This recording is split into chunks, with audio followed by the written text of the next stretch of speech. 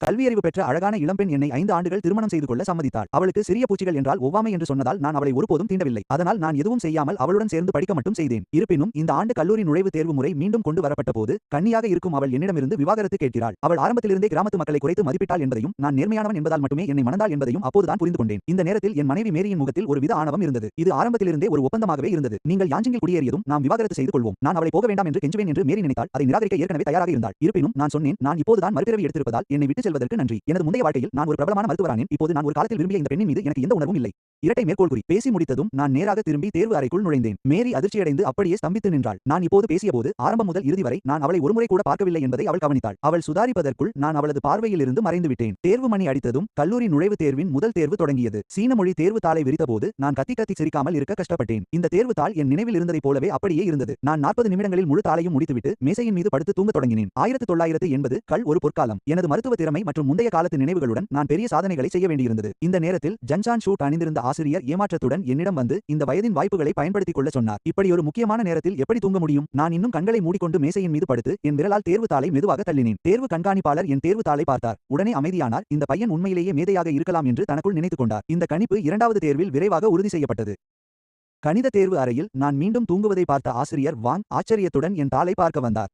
அவர் என் பெயரை ஆழமாக மனதில் பதித்துக் கொண்டார். 3ஆம் நாள் புவியியல் தேர்வு முடிந்த பிறகு தேர்வு அறையை முதலில் விட்டு வெளியேறிய 5வது நபராக நான் கண்காணிப்பாளர்களின் பாராட்டை பெற்றதோடு மட்டுமல்லாமல் மற்ற தேர்வாளர்களின் கவனத்தையும் ஈர்த்தேன். நான் வேண்டுமென்றே செய்யவில்லை, ஆனால் இது மிகவும் எளிதாக இருந்தது. அதே நேரத்தில் இந்த அதிகப்படியான கவனம் மேரியின் கவனத்தையும் ஈர்த்தது. அவள் என்னை பள்ளிவாசலில் தடுத்தாள். கல்லூரி நுழைவுத் தேர்வுக்கு முன் விவாகரத்து பற்றி நான் உங்களிடம் கூறியது கவனமாக யோசித்து எடுத்த முடிவு. நீங்கள் உங்களை விட்டுவிடக் கூடாது என்று நான் நினைக்கிறேன். மாறாக நீங்கள் வலிமை பெற்று சிறப்பாக செயல்பட வேண்டும் என்று விரும்புகிறேன். நான் என் தோள்களை குலுக்கினேன். எனவே நான் ஒவ்வொரு முறையும் தேர்வு அறையை விட்டு முதலில் வெளியேறும்போது நான் உண்மையில் வெறும் தாளையை சமர்ப்பித்தேன் என்று நினைக்கிறீர்களா? இல்லை என்றால் நல்ல வேளையாக நான் என்னை உங்களுக்கு தரவில்லை. நாங்கள் யாஞ்சிங் சென்றடைந்ததும் விரைவாக விவாகரத்து செய்து கொள்வோம். உங்களை நினைத்து நான் மிகவும் ஏமாற்றமடைகிறேன். பேசி முடித்ததும் மேரி ஒரு மெல்லிய புன்னகையுடன் தலையை உயர்த்தி திரும்பி நடந்து சென்றாள். தொலைவில் ஜீப் வண்டிக்கு அருகில் நின்றிருந்த ஒரு இளைஞன் கையை அசைத்தான். அவன் அவளுடைய சகோதரன் ராபர்ட். மேரிக்கும் எனக்கும் இடையிலான உரையாடல் சுமூகமாக இல்லை என்பதை அவன் கவனித்திருக்க வேண்டும். அதனால் அவன் விரைவாக என்னிடம் வந்தான். ஜேக், நாம் ஒன்றாக மதிய உணவு உண்போம். என் அப்பா உங்களிடம் சில வார்த்தைகளை சொல்லச் சொன்னார். ராபர்ட்டின் குளிர்ச்சியான மற்றும் ஒதுங்கிய அழைப்பை எதிர்கொண்டு நான் அமைதியாக தலையசைத்தேன். காரில் ஏறிய பிறகு ராபர்ட் என்னை பக்கவாட்டில் பார்த்தான். பிறகு தன் சகோதரி மேரியை பார்த்தான். நாங்கள் இருவரும் அமைதியாக இருப்பதை கண்டான். காரினுள் இருந்த அசாதாரண சூழலை அவன் கூர்மையாக உணர்ந்தான். சிறிது நேரத்தில் நாங்கள் மூவரும் அரசு உணவகத்தின் நுழைவாயிலை அடைந்தோம். இந்த நேரத்தில் உள்ளே ஏற்கனவே சில மேஜைகளில் வாடிக்கையாளர்கள் இருந்தனர். ராபர்ட் தனக்கு பரிச்சயமான ஒரு இருக்கையை கண்டுபிடித்து அமர்ந்தான். பிறகு தன் பையிலிருந்து மதுபாட்டிலை எடுத்து மேஜை மீது வைத்தான். மேரி, உனக்கு என்ன பிடிக்குமோ அதை ஆர்டர் செய். மேரி ஆர்வமில்லாமல் தலையை அசைத்தாள். அண்ணா, நீயே உனக்கு பிடித்ததை ஆர்டர் செய். இதை பார்த்து ராபர்ட் என்னை பார்த்து திரும்பினான். சொன்னான், அவள் ஆர்டர் செய்ய மாட்டாள். நீயே ஆர்டர் செய். ராபர்ட், எனக்கு எதுவாக இருந்தாலும் சரி. இரட்டை மேற்கோள் குறி. இந்த நேரத்தில் ராபர்ட் எனது அணுகுமுறையில் ஏற்பட்ட மாற்றத்தை உணர்ந்தான். முன்பெல்லாம் நான் அவனை எப்போதும் மைத்துனர் என்று அழைப்பேன். ஆனால் இப்போது நான் அவனை அழைக்கும் விதம் மாறியிருந்தது. நீங்கள் ஆர்டர் செய்யவில்லை என்றால் நானே ஆர்டர் செய்கிறேன். ராபர்ட் புன்னகைத்துவிட்டு ஆர்டர் செய்ய எழுந்தான். நாங்கள் இருவரும் பேசுவதற்கு திட்டமிட்டே இடமளித்தான். இருப்பினும் ராபர்ட் ஆர்டர் செய்துவிட்டு திரும்பியபோது நாங்கள் இருவரும் இன்னும் அமைதியாக உட்கார்ந்திருப்பதைக் கண்டு ஏதோ தவறு என்று உணர்ந்தான். இதற்கான அவசியம் இல்லை ஜேக். நமக்கு திருமண உறவு அமையவில்லை என்றாலும் நாம் உறவினர்களாக இருக்கலாமே. நான் புன்னகைத்து திரும்பி பார்த்து, ராபர்ட், விளையாடுகிறீர்கள் என்று பதிலளித்தேன். நம்மால் உறவினர்களாக கூட இருக்க முடியாதா? ராபர்ட் திகைத்து போனார். தன் சகோதரி அதிருப்தியுடன் பார்ப்பதை கண்ட அவர் சூழ்நிலையை லேசாக்க முயன்றார். ஜேக், உன் அண்ணன் ராபர்ட் எப்போதும் உனக்கு மைத்துனராகவே இருப்பார். வா, உனக்கு மது ஊற்றுகிறேன். நான் சட்டென்று எழுந்து என் கோப்பையை மூடிக்கொண்டேன். ராபர்ட், நீங்கள் வண்டி ஓட்டுகிறீர்கள், அதனால் குடிக்காதீர்கள். இதை சொன்ன பிறகு ஒரு கணம் அமைதியானேன். இந்த காலத்தில் அந்த விதிமுறை இல்லை என்று தோன்றியது. ஜேக் சொல்வது சரிதான், ஆனால் இன்று மதியம் நாங்கள் வண்டி ஓட்டப் போவதில்லை. இந்த காரை நாங்கள் மாவட்ட நிர்வாகத்திடமிருந்து கடன் வாங்கியிருந்தோம். மேரியின் உடைமைகள் கிராமத்தில் இருந்து கொண்டு வரப்பட்டு விட்டன. நாங்கள் இன்று மதியமே நேராக யாஞ்சிங்கிற்கு திரும்புகிறோம். இதை கேட்டு நான் மிகவும் ஆச்சரியமடைந்தேன். இந்த மைத்துனர் மின்னல் வேகத்தில் செயல்படுகிறார். இவ்வளவு விரைவில் வேலைகளை முடிக்க இவர்களின் குடும்ப செல்வாக்கு பெரிதுதான். பின்பு நான் புன்னகைத்து கோப்பையின் மீது வைத்திருந்த என் கையை எடுத்தேன். ராபர்ட் எனக்கு உடனே மது ஊற்றினார். சில சுற்றுகள் மது அருந்திய பிறகு மேரி அந்த இருவர் இடையிலான பேச்சில் பெரிய அளவில் ஈடுபடவில்லை. உணவின் பாதியில் அவள் கழிவறைக்கு செல்வதாக சொல்லி எழுந்து சென்றாள். ராபர்ட் தன் கோப்பையை வைத்துவிட்டு உண்மையிலேயே சொன்னார். உண்மையை சொல்ல போனால் மேரி கிராமத்தில் படித்த இளைஞராக இருந்த ஆண்டுகளில் உங்கள் குடும்பத்தினர் அவளை கவனித்துக் கொண்டதற்கு எங்கள் குடும்பம் மிகவும் கடமைப்பட்டுள்ளது. இருப்பினும் அவள் மீண்டும் சாதாரண வாழ்க்கைக்கு திரும்ப வேண்டும் என எங்கள் குடும்பம் விரும்புகிறது. யாஞ்சிங்கில் நீங்கள் குடியேறிய பிறகு உங்கள் தேவைகளை நிறைவேற்ற எங்கள் குடும்பம் முழு முயற்சி செய்யும். இரட்டை மேற்கோள் குறி. ராபர்ட்டின் வார்த்தைகள் உண்மையாக தெரிந்தன. ஆனால் மேரியுடன் எனக்கு இருந்த உறவு மட்டும் இல்லை என்றால் அவர் என்னை மதித்திருக்க கூட மாட்டார் என்பது எனக்கு தெளிவாக தெரியும். ராபர்ட், மேரியும் நானும் எதிர்காலத்தில் நண்பர்களாகவே இருக்கலாம். இது அவசரம் என்றால் இன்று மதியமே நம்மிடம் நேரம் இருக்கிறது. நாம் நேராக சிவில் அலுவலகத்திற்கு சென்று விவாகரத்தை முடித்து விடலாம். இதை கேட்டு ராபர்ட் அதிர்ச்சியடைந்தார். இந்த இளைஞன் அவ்வளவு சாதாரணமானவன் இல்லை என்பதை அவர் முதலில் உணர்ந்தார். இது அவ்வளவு அவசரம் இல்லை. யாஞ்சிங்கில் உங்களுக்கு வேலை கிடைத்த பிறகு காத்திருப்பது நல்லது. அப்போது நீங்கள் இருவரும் அமைதியாக விவாகரத்தை பார்த்துக் கொள்ளலாம். அந்த நேரத்தில் தாழ்வாரத்தின் மூலையில் மேரி இந்த உரையாடல் முழுவதையும் தெளிவாக கேட்டுக்கொண்டிருந்தாள். அவளது குளிர்ந்த முகம் சட்டென்று உறைந்து போனது. அவன் என்னுடன் விவாகரத்து செய்ய அவ்வளவு அவசரமாக இருந்தானா? பிறகு ராபர்ட் என்னிடம் மேலும் சில விஷயங்களை பற்றி பேசினார். அந்த நேரத்தில் மேரி அமைதியாக தன் இருக்கைக்கு திரும்பினாள். தனக்கு மிகவும் பிடித்த பொம்மையை திடீரென யாரிடமோ கொடுத்தது போல அவள் உள்ளுக்குள் மிகவும் அமைதியற்று போனாள். அவர்கள் என்ன நினைக்கிறார்கள் என்பதில் எனக்கு எந்த கவனமும் இல்லை. பள்ளியில் 3 நாட்களாக வேக வைத்த அப்பங்களை மட்டுமே சாப்பிட்டதால் உணவை மாற்ற வாய்ப்பு கிடைத்தது. அரசு உணவக மேஜையில் இருந்த மீன் மற்றும் இறைச்சி உணவுகளில் மட்டுமே என் கவனம் இருந்தது. உணவு சாப்பிடுவதற்கு 1 மணி நேரத்திற்கும் மேலானது. ராபர்ட் அந்த நேரத்தை பயன்படுத்தி யாஞ்சிங் செல்வது பற்றிய அனைத்தையும் விளக்கினான். முக்கியமாக குடும்பத்தின் மீது எனக்கு இருந்த கோபத்தை நீக்கவே. எனக்கு எந்த குறையும் இல்லை என்று அவன் உறுதிப்படுத்தும் வரை அவன் நிறுத்தவில்லை. ரயில் படுக்கை அறையில் தன் சகோதரி சோகமாக இருப்பதை பார்த்த ராபர்ட் கடந்த சில நாட்களில் ஜேக்கிடம் என்னிடம் விவாகரத்து பற்றி சொன்ன பிறகு அவன் ஏதேனும் தீவிரமாக நடந்து கொண்டானா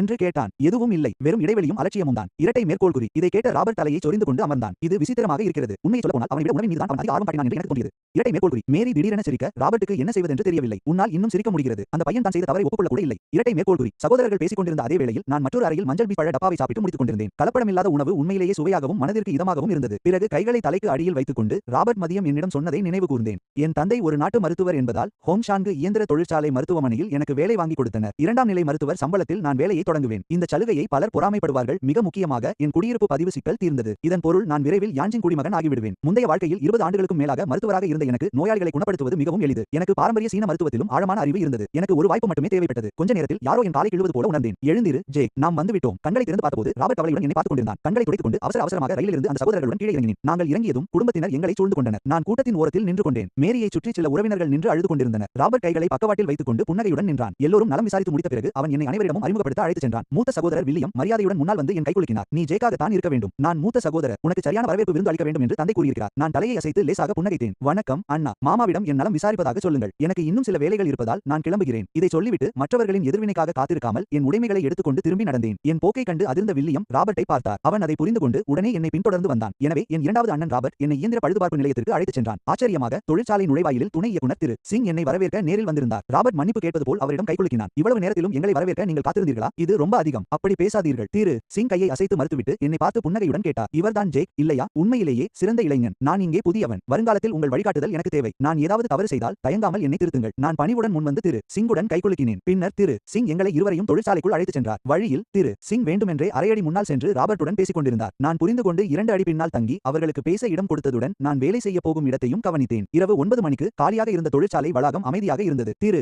சிங் திடீரென நின்று மன்னிப்பு கேட்பது போல் தூரத்தில் சுட்டிக்காட்டினார். ஜேக், இப்போது தொழிற்சாலை தங்கும் விடுதிகள் அனைத்தும் நிரம்பிவிட்டன. தொழிற்சாலை விரைவில் உங்களுக்கு தங்குமிடத்தை ஏற்பாடு செய்யும். இப்போதைக்கு உங்களை சிறிய இடத்தில் தங்க வைக்கிறோம். ராபர்ட் ரகசியமாக என்னை கண்ணடித்தான். நான் அதன் பொருளை புரிந்து கொண்டேன். திரு சிங், கவலைப்படாதீர்கள். நான் கிராமத்தில் வளர்ந்தவன். தூங்க ஒரு இடம் இருந்தால் போதும். எனக்கு சம்மதம். தொழிற்சாலையின் ஏற்பாட்டிற்கே முதலிடம் கொடுக்கட்டும். இதை கேட்டு திரு சிங் நிம்மதியுடன் புன்னகைத்தார். இந்த நேரத்தில் ராபர்ட் கடிகாரத்தை பார்த்து பதற்றத்துடன் சொன்னான். சிங் மாமா, நான் வீட்டிற்கு சென்று இரவு உணவு சாப்பிட வேண்டும். ஜேக்கிடம் நான் இன்னும் சில வார்த்தைகள் பேசிக் கொள்கிறேன். சொல்லிவிட்டு என்னை ஓரத்திற்கு கூட்டிச் சென்று 20 கிலோ உணவு கூப்பன்கள், சில சில்லறை டிக்கெட்டுகள் மற்றும் 50 யுவான்களை என் கையில் திணித்தான். இந்த டிக்கெட்டுகளையும் பணத்தையும் வைத்துக்கொள். நான் உனக்கு விரைவில் தங்குமிடத்தை ஏற்பாடு செய்கிறேன். நீ இன்று இரவு உணவை தவறவிட்டு விட்டாய். பெரியவர் நிச்சயமாக விரைவில் உன்னை சந்திக்க ஏற்பாடு செய்வார். மறுக்காதே. பிறகு அவர் புன்னகையுடன் என் தோளை தட்டி கொடுத்து திரு சிங்கை நோக்கி நடந்து சென்று கைகுலுக்கி, சிங் மாமா, ஜேக்கை நன்றாக கவனித்துக் கொள்ளுங்கள் என்றார். நான் கிளம்புகிறேன். சரி, போயிட்டு வாருங்கள். திரு சிங் அவர் செல்வதை பார்த்துக் கொண்டிருந்தார். டிக்கெட்டுகளையும் பணத்தையும் கையில் ஏந்தி இருந்த எனக்கு உள்ளம் நிகழ்ந்தது. இந்த நேரத்தில் திரு சிங் என்னை ஒருவித அர்த்தத்துடன் பார்த்தார். ஜேக், அந்த குடும்பம் உன்னை மருமகனாக நன்றாகத்தான் நடத்துகிறது. நான் புன்னகைத்தபடியே எதையும் விளக்காமல் திரு சிங்கை தொடர்ந்து 2 அறைகள் கொண்ட ஒரு சிறிய வீட்டிற்கு சென்றேன். இன்று இரவு நீ இதை சுத்தம் செய்ய வேண்டும். இது மருத்துவமனையின் மருத்துவ பொருட்கள் கிடங்கு. தற்போதைக்கு இதை சமாளித்துக் கொள். இப்படி சொன்ன அவர் என்னிடம் சாவிகளை கொடுத்தார். நான் கதவை திறந்து விளக்கை ஆன் செய்தேன். அழுகிய நாற்றம் ஒன்று என்னை நோக்கி வீசியது. 20 சதுர மீட்டர் கொண்ட அந்த சிறிய அறையில் கட்டில் இல்லை. சில பெஞ்சுகளும் ஒரு மேஜையும் மட்டுமே இருந்தன. அவை அனைத்தும் தடிமனான தூசியால் மூடப்பட்டிருந்தன. இது நீண்ட நாட்களாக பயன்படுத்தப்படவில்லை என்பது தெளிவாக தெரிந்தது. நீ முதலில் சுத்தம் செய். நான் உனக்கு சுடுதண்ணீர் கொண்டு வருகிறேன். பேசிக்கொண்டே திரு சிங் என்னிடம் ஒரு துடைப்பத்தை கொடுத்தார். வேண்டாம் திரு சிங், தண்ணீர் எங்கே கிடைக்கும் என்று மட்டும் சொல்லுங்கள். நான் நானே பார்த்துக் கொள்கிறேன். திரு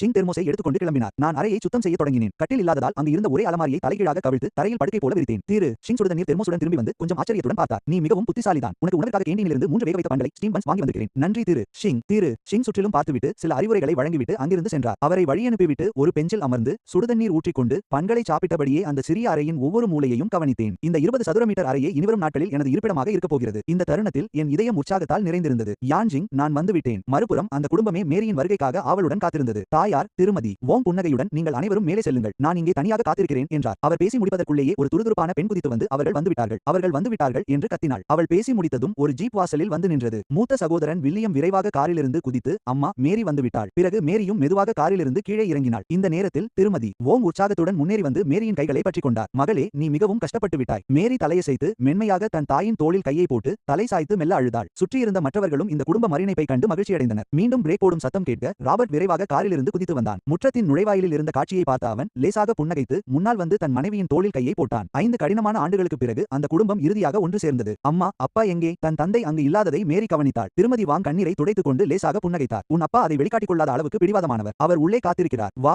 நாம் சாப்பிட போகலாம். மேரி வரவேற்பறை திரையை பார்த்தபோது ஒரு உருவம் வேகமாக மறைவதை கண்டாள். அவள் இதை புரிந்து கொண்டு புன்னகைத்து தன் தாயை பின்தொடர்ந்து படிக்கட்டுகளில் ஏறினாள். மாப்பிள்ளை ஏன் வரவில்லை என்பதை பற்றி அனைவரும் மௌனமாக தவிர்த்தனர். உண்மையில் அதை நினைத்து நிம்மதியடைந்தனர். உள்ளே சென்றதும் தந்தை திரு லின் ஏற்கனவே உணவு மேசையின் தலைப்பில் அமர்ந்திருந்தார். குடும்ப தலைவராக கம்பீரமாக அமர்ந்து மேரியை தீவிரமாக பார்த்தார். அப்பா. மேரி கீழ்ப்படிதலுடன் அவருக்கு வணக்கம் சொல்லி, இன்னும் வேண்டாமே என்றாள். அனைவரும் அமர்ந்ததும் அந்த அறை திடீரென உயிர்ப்புடன் மாறியது. உணவின் போது மேரி தெரிந்த முகங்களை பார்த்தபடி அவர்கள் கடந்த காலத்தை பற்றி சத்தமாக பேசுவதை கேட்டுக்கொண்டிருந்தாள். ஏதோ ஒரு பிறவிக்கு முன்னால் நடந்தது போல ஒரு விசித்திரமான இடைவெளியை அவள் உணர்ந்தாள். அவள் மனதில் முதல் முதலில் தோன்றியது, ஜேக் இன்று இரவு என்ன சாப்பிடுகிறான்? அவன் இன்னும் பசியோடு இருக்கிறானா? பின்பு கிராமத்தில் இருந்த மாலை பொழுதுகள் அவளுக்கு நினைவுக்கு வந்தன. ஜேக்கின் அம்மா மேசையின் அடியிலிருந்து துணியால் சுற்றப்பட்ட வேக வைத்த முட்டையை அவளது கையில் ரகசியமாக தருவார். இந்த நினைவு அவளை நடுங்கச் செய்தது. நீண்ட மேசையின் மறுமுனையில் இருந்த காலியான இருக்கையை பார்த்ததும் அவளது இதயம் திடீரென வலித்தது. எல்லாம் சரியாக நடந்திருந்தால் ஜேக் அங்கே அமர்ந்திருக்க வேண்டுமல்லவா? ராபர்ட், என்னுடன் ஸ்டடி அறைக்கு வா. திடீரென தந்தையின் அதிகாரமிக்க குரல் அவளது சிந்தனையை கலைத்தது. விருந்து முடிவுக்கு வருவதை மேரி மௌனமாக உணர்ந்தாள். அனைவருடைய முகங்களிலும் இருந்த சிக்கலான உணர்வுகள் அவளை மூச்சு திணற செய்தன. நான் பாத்ரூம் போய் வருகிறேன். மேரி அங்கிருந்து நழுவினாள். ராபர்ட் பெருமூச்சு விட்டு அனைவரையும் அமைதியாக இருக்க சைகை செய்துவிட்டு ஸ்டடி அறைக்குள் திரும்பினான். அப்பா, என்னை பார்க்க வேண்டுமா? ராபர்ட் அவரை பின்தொடர்ந்து ஸ்டடி அறைக்குள் சென்று கதவை மூடினான்.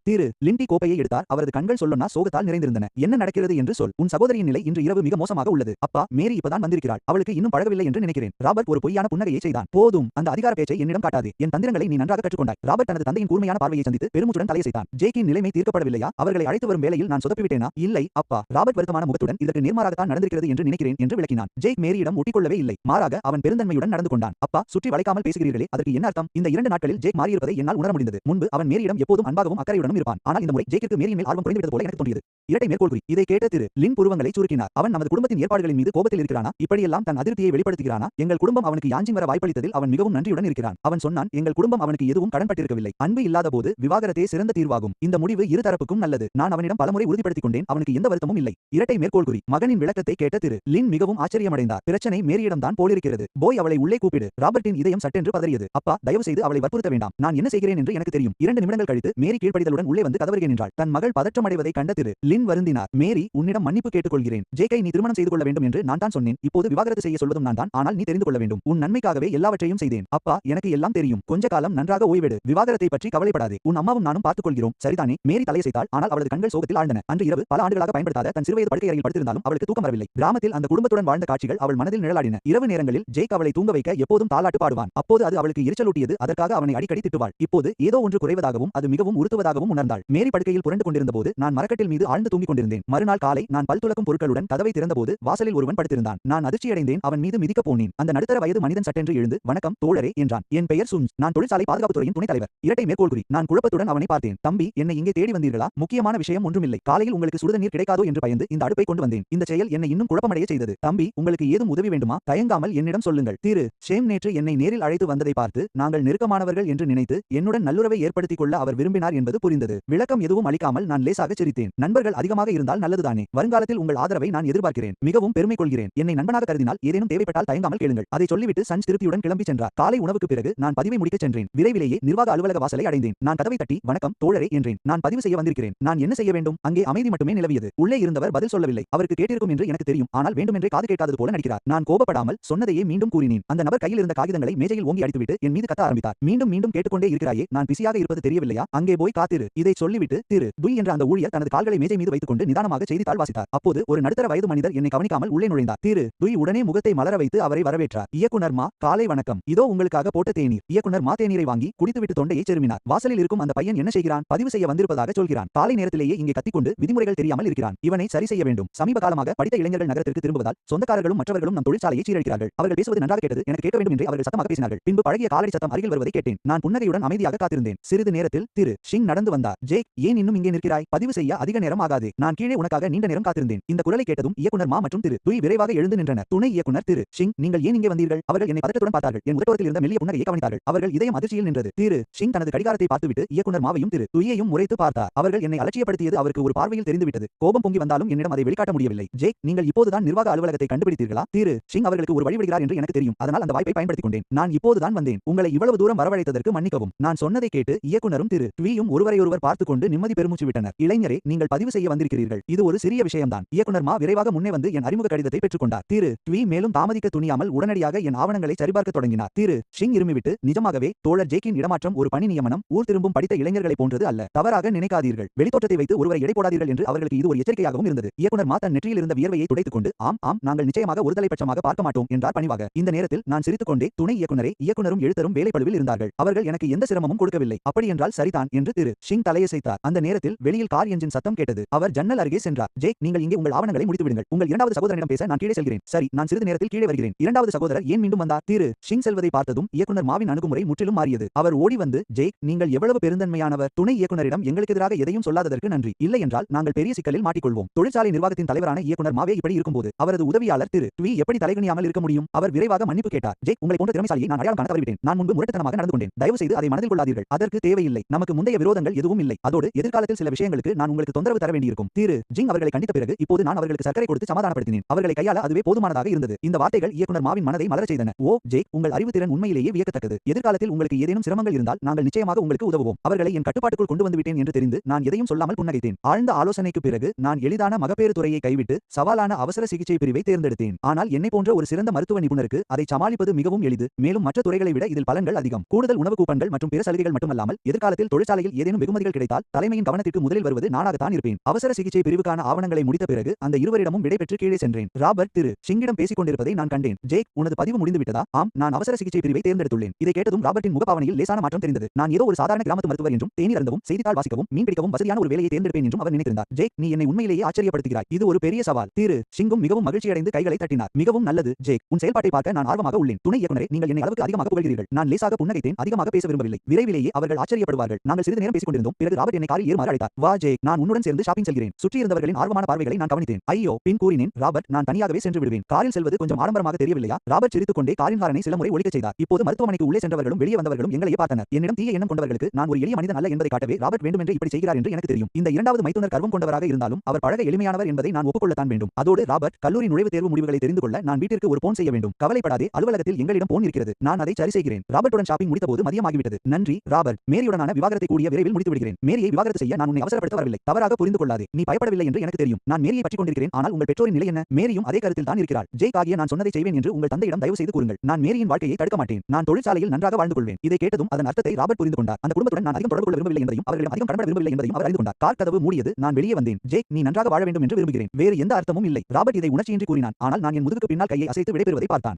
ஏனோ அவனுக்குள் ஒரு சிறு சோகம் தெரிந்தது. நான் என் அறைக்கு திரும்பி வந்து சுத்தம் செய்தேன். உணவு நேரத்தில் நான் உணவகத்திற்கு சென்றேன். அங்கே மக்கள் கூட்டம் நிரம்பி வழிந்தது. பெரும்பாலானவர்களின் மதிய உணவு பெட்டிகளில் வெள்ளை மாவு ரொட்டிகளும் ஊறுகாயும் இருந்தன. ஒன்று அல்லது இரண்டு காய்கறி உணவுகள் வைத்திருந்தவர்கள் பெரும்பாலும் பணிமனை தலைவர்கள். நான் ஒரு வரிசையை கண்டுபிடித்து அதில் நின்றேன். முன்னால் நடந்த உரையாடல் என் கவனத்தை ஈர்த்தது. ஓல்ட் லூவோ, உங்கள் அவசர சிகிச்சை பிரிவில் புதிய மருத்துவர் ஒருவர் வந்திருப்பதாக தெரிகிறது. அவரை நீங்கள் பார்த்தீர்களா? ஓல்ட் லூவோ என்று அழைக்கப்பட்டவர் ஏளனமாக சிரித்தார். அதனால் என்ன? நமது தொழிற்சாலை மருத்துவமனைக்கு பின்வாசல் வழியாக நுழைந்த நபர். அத்தகைய குப்பைகளுடன் நான் பழக மாட்டேன். அருகில் இருந்த இளம் செவிலியர் வாயை மூடிக்கொண்டு சிரித்தார். டாக்டர் லூவோ, நீங்கள் இன்னும் அவரை பார்க்கவே இல்லை. அதற்குள் அவரை குப்பை என்கிறீர்களா? அவர் கேட்டு விடுவார் என்று பயமாக இல்லையா? நான் அவரை பார்த்து பயப்படவில்லை. நான் முறையான வழிமுறையில் சேர்ந்தேன். அவர் போல செல்வாக்கை பயன்படுத்தவில்லை. ஓல்ட் லூவோ வேண்டுமென்றே குரலை உயர்த்தி பேசினார். யாரோ கேட்க வேண்டும் என்பது போல. நான் மனதிற்குள் கண்களை உருட்டினேன். ஏன் இப்படிப்பட்ட ஆட்களை எல்லா இடங்களிலும் சந்திக்கிறேன்? உனக்கு என்னை தெரியவே தெரியாது. ஏன் என் மீது இவ்வளவு பொறாமை? இந்த பெரிய தலை லூவோவை நான் மனதிற்குள் குறித்துக் கொண்டேன். நான் உணவை வாங்கிக் கொண்டு அமைதியான இடத்தில் அமர்ந்தேன். தோழரே, நான் இங்கே உட்காரலாமா? நான் நிமிர்ந்து பார்த்தேன். மென்மையான அழகான முகத்தை கண்டேன். நிச்சயமாக. நான் ஒருமுறை பார்த்துவிட்டு என் உணவில் கவனம் செலுத்தினேன். அந்த பெண் புன்னகைத்துவிட்டு அமைதியாக அமர்ந்தார். அப்போது ஒரு பரிச்சயமான குரல் கேட்டது. நான் நிமிர்ந்து பார்த்தேன். அது பெரிய தலை லூவோ தான். புன்னகைத்துக் கொண்டிருந்த டாக்டர் டிங் அவரை பார்த்ததும் முகத்தை மாற்றிக்கொண்டு ஒன்றும் கேட்காதது போல் தனது உணவு பெட்டியில் கவனம் செலுத்தினார். ஹே டாக்டர் டிங், நான் உன்னை தான் அழைக்கிறேன். வழுக்கை தலையுடன் இருந்த பெரிய தலை லூவோ முகஸ்துதியுடன் வந்து அமர்ந்து தனது பெட்டியிலிருந்து ஒரு ரொட்டியை எடுத்து அவருக்கு கொடுத்தார். பார், நீ எவ்வளவு குறைவாக சாப்பிடுகிறாய். டாக்டர் டிங் அவசரமாக தனது உணவு பெட்டியை மூடினார். நிறுத்துங்கள், தேவையில்லை. பெரிய தலை லூவோவின் கை காற்றில் அப்படியே நின்றது. அருகில் பார்த்துக் கொண்டிருந்த என்னை அவர் முற்றிலும் புறக்கணித்தார். சரி, நானே சாப்பிடுகிறேன். ஆனால் நீ உன்னை கவனித்துக் கொள்ள வேண்டும். மகப்பேறு பிரிவிலிருந்து நீ ரத்த சோகையுடன் இருப்பதாக கேள்விப்பட்டேன். இதை கேட்டதும் டாக்டர் டிங்கின் முகம் சிவந்து போனது. உனக்கு என்ன கவலை? மாதவிடாய் காலத்தில் எனக்கு உடல் பரிசோதனை நடந்தது, அவ்வளவுதான். இயல்பாகவே எனக்கு ரத்த சோகை இருக்கும். இந்த வாயாடிக்கு என் மாதவிடாய் விஷயம் எல்லாருக்கும் தெரியணும்னு அவசியமா? பெரிய தலை லூவோ டாக்டர் டிங்கை காதலிக்க விரும்புவது போல் தெரிந்தது. ஆனால் அதற்கான வாய்ப்பு இருப்பதாக தெரியவில்லை. டாக்டர் டிங்கின் கோபமான தொனியை பார்த்ததும் பெரிய தலை லூவோ பேச்சை மாற்றினான். கிளார்க்வி, இன்று மதியம் அவசர சிகிச்சை பிரிவிற்கு ஒரு புதிய டாக்டர் வரப்போகிறார் என்றார். அவர் எப்படிப்பட்டவரோ, ஆனால் கவலைப்படாதே. நான் இருக்கும்போது யாரும் உன்னை ஒன்றும் செய்ய முடியாது. டாக்டர் டிங் அவனை முறைத்து பார்த்தார். அவர் வரும்போது நாம் எல்லோரும் சக ஊழியர்கள். நாம் ஒற்றுமையாக இருக்க வேண்டும். பெரிய தலை லூவோ ரகசியமாக குரலை தாழ்த்தினான். நான் கிளார்க்வியிடம் கேட்டேன். இவரை தேடி போவது நல்லதல்ல என்று அவர் சொன்னார். அவன் ஏதோ செல்வாக்கை பயன்படுத்தி உள்ளே வந்திருக்கிறான். அவசர சிகிச்சை பிரிவில் நிலவும் இந்த தவறான போக்கை நிறுத்தி யாருடைய கை ஓங்கி இருக்கிறது என்று அவனுக்கு காட்ட வேண்டும். வாயளவில் நீ நன்றாகவே பேசுகிறாய். டாக்டர் லூவோ, நீ குழப்பம் விளைவிக்கும் எண்ணத்தை கைவிடுவது நல்லது. இதை சொல்லிவிட்டு அவள் தன் மதிய உணவு பெட்டியை மூடிவிட்டு கிளம்ப தயாரானாள். கிளார்க்வி, நீங்கள் ஏன் இங்கே வந்தீர்கள்? கிளார்க்வி கண்களில் மின்னலுடன் மேசையை நோக்கி நடந்தார். ஓ ஜேக், நீங்கள் இவ்வளவு சீக்கிரம் அறிமுகமாகிக் கொள்வீர்கள் என்று நான் எதிர்பார்க்கவில்லை. டாக்டர் டிங் மற்றும் டாக்டர் லூவோவுடன் எப்படி பழகுகிறீர்கள்? டாக்டர் டிங் மற்றும் பெரிய தலை லூவோ அதிர்ச்சியில் உறைந்து போயினர். அவர்களின் முகத்தில் குழப்பம் தெரிந்தது. டாக்டர் டிங் என்ன நடக்கிறது என்பதை உணர்ந்து வெட்கத்திலும் தர்மசங்கடத்திலும் முகம் சிவந்து போனார். பெரிய தலை லூவோவின் முதல் எண்ணம் கோபமாக இருந்தது. இந்த பையன் எந்த சத்தமும் இல்லாமல் இங்கேயே உட்கார்ந்து எல்லாவற்றையும் கேட்டுக்கொண்டிருந்தானா? இவன் பார்ப்பதற்கு மிகவும் தந்திரமாக இருக்கிறான். கிளார்க்வி, அப்படியானால் இவர்தான் நமது புதிய சக ஊழியரா? நாம் எல்லோரும் ஒரே மேஜையில் அமர நேர்ந்து விட்டது. உங்களுக்கு இன்னும் அறிமுகம் இல்லையா? நான் உங்களை அறிமுகம் செய்து வைக்கிறேன். இவர்தான் மருத்துவர் டிங் யுச்சு. இவர்தான் மருத்துவர் லூவோடோ டாலி.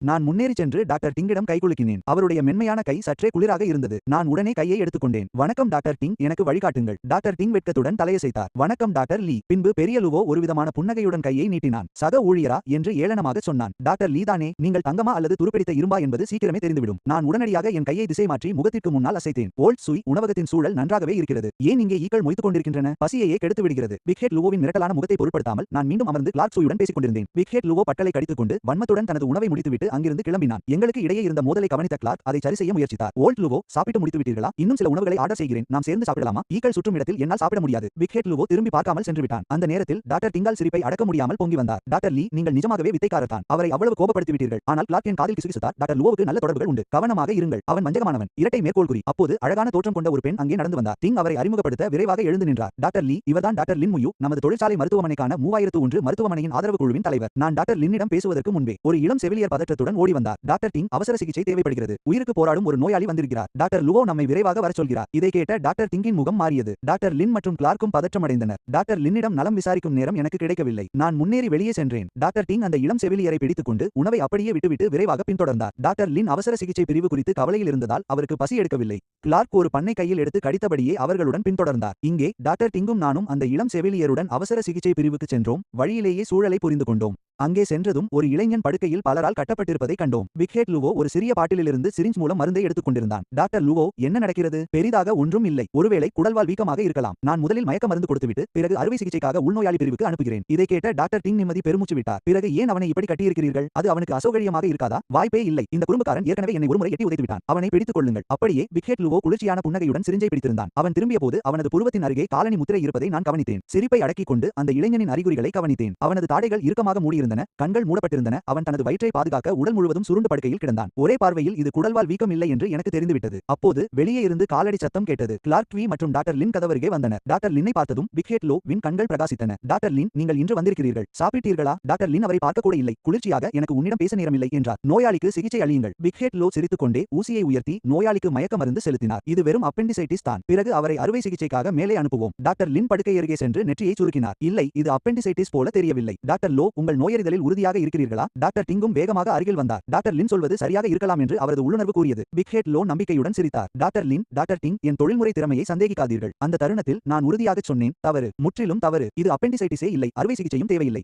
இரட்டை மேற்கோள் குறி. பிக் ஹெட் லோ உடனடியாக கோபத்தில் ஊப்பினார். ஜேக், மரியாதை நிமித்தமாகத்தான் நான் உன்னை டாக்டர் என்கிறேன். வேறு எங்காவது போய் உன் கோபத்தை தணித்துக்கொள். இங்கே வந்து அசிங்கப்பட்டுக் கொள்ளாதே. நீ தான் கிண்டல் செய்கிறாய். நான் படுக்கையை நோக்கி நடப்பதை பார்த்த பிக் ஹெட் லோ திடீரென உற்சாகமானார். நீ என்ன செய்கிறாய்? நீ ஒரு கிராமத்து ஆள் மட்டும்தானே. இங்கே வந்து பிரச்சனையை உருவாக்காதே. ஏதாவது தவறாக நடந்தால் அதற்கு நீ தான் பொறுப்பு. இதை கேட்டு டாக்டர் டிங்கின் முகம் இருண்டது. டாக்டர் லோ, நீங்கள் பாரபட்சமாக இருக்கிறீர்கள். அவர் திறமையானவரா இல்லையா என்பது நமக்கு தெரிந்துவிடும். மற்ற மருத்துவர்களுக்கு மாற்று கருத்து இருப்பது இயல்புதானே. மற்ற மருத்துவர்களை சிகிச்சையில் அனுமதிக்காமல் இருப்பது அது இரட்டை வேடம் போடுவது போலல்லவா? பிக் ஹெட் லோ பேச்சற்று நின்றார். அவரை அமைதிப்படுத்த கிளார்க் அவரை இழுத்தார். நான் பிக் ஹெட் லோவை முற்றிலும் புறக்கணித்துவிட்டு படுக்கை அருகே சென்று அனைவருக்கும் விளக்கினேன். இது கடுமையான அப்பெண்டிசைட்டிஸ் அல்ல என்று நான் தீர்மானித்ததற்கு முக்கியமான காரணம் அவர் வலியை காட்டும் இடம் தவறு. எந்த இடம் தவறு? டாக்டர் டிங் ஆர்வத்துடன் குனிந்து பார்த்தார். டாக்டர் லின்னும் நான் காட்டிய திசையை பார்த்தார். ஜேக், சொல், நாங்கள் கவனமாக கேட்டுக்கொண்டிருக்கிறோம். அந்த நேரத்தில் பிக் ஹெட் லோ கைகளை இறுக்கிக் கொண்டு நின்றார். அவர் மனதில் திடீரென பயம் எழுந்தது. பழைய லோ, நகர்ந்து நில்லுங்கள். கிளார்க் சுயி என்னை முன்னால் இழுத்தார். நான் பிக் ஹெட் லோவை ஒருமுறை கூட பார்க்கவில்லை. நான் நேராக படுக்கை அருகே சென்று டாக்டர் லின்னை பார்த்தேன். இது நிச்சயம் கடுமையான அப்பெண்டிசைட்டிஸ் அல்ல. அவர் கையை வைத்திருக்கும் இடத்தை பாருங்கள். அந்த இடம் முற்றிலும் தவறானது. இந்த வார்த்தைகள் அறையையே அமைதியாக்கின. டாக்டர் டிங் வேகமாக அருகில் குனிந்தார். டாக்டர் லின் நான் காட்டிய விரலை பின்பற்றி உற்று நோக்கினார். அப்போதுதான் அந்த இளைஞன் தனது தொப்புளுக்கு கீழே அடிவயிற்றை பிடித்துக் கொண்டிருப்பதை உணர்ந்தார். அவர் வருத்தத்துடன் தலையை அசைத்தார். நான் ஒரு மகப்பேறு மருத்துவர், ஜேக். தயவு செய்து விரிவாக விளக்குங்கள். இந்த நேரத்தில் பிக் ஹெட் லுவோ என் பக்கத்தில் இருந்தபடி கைகளை இறுக மூடிக்கொண்டார். நான் அவரை பொருட்படுத்தாமல் நேரடியாக விஷயத்தை சுட்டிக்காட்டினேன். குடல்வால் அழற்சியின் வலி பொதுவாக அடிவயிற்றின் வலது பக்கத்தில் இருக்கும். ஆனால் இந்த இளைஞன் தொப்புளுக்கு கீழே உள்ள பகுதியை தான் பிடிக்கிறான். அது குடல்வாலிலிருந்து வெகு தொலைவில் உள்ளது. இதற்கும் குடல்வால் அழற்சிக்கும் எந்த சம்பந்தமும் இல்லை. டாக்டர் டிங் தனது கவனக்குறைவை எண்ணி விரக்தியில் நெற்றியில் தட்டிக்கொண்டார். லின்னுக்கு வியர்த்து விறுவிறுத்தது.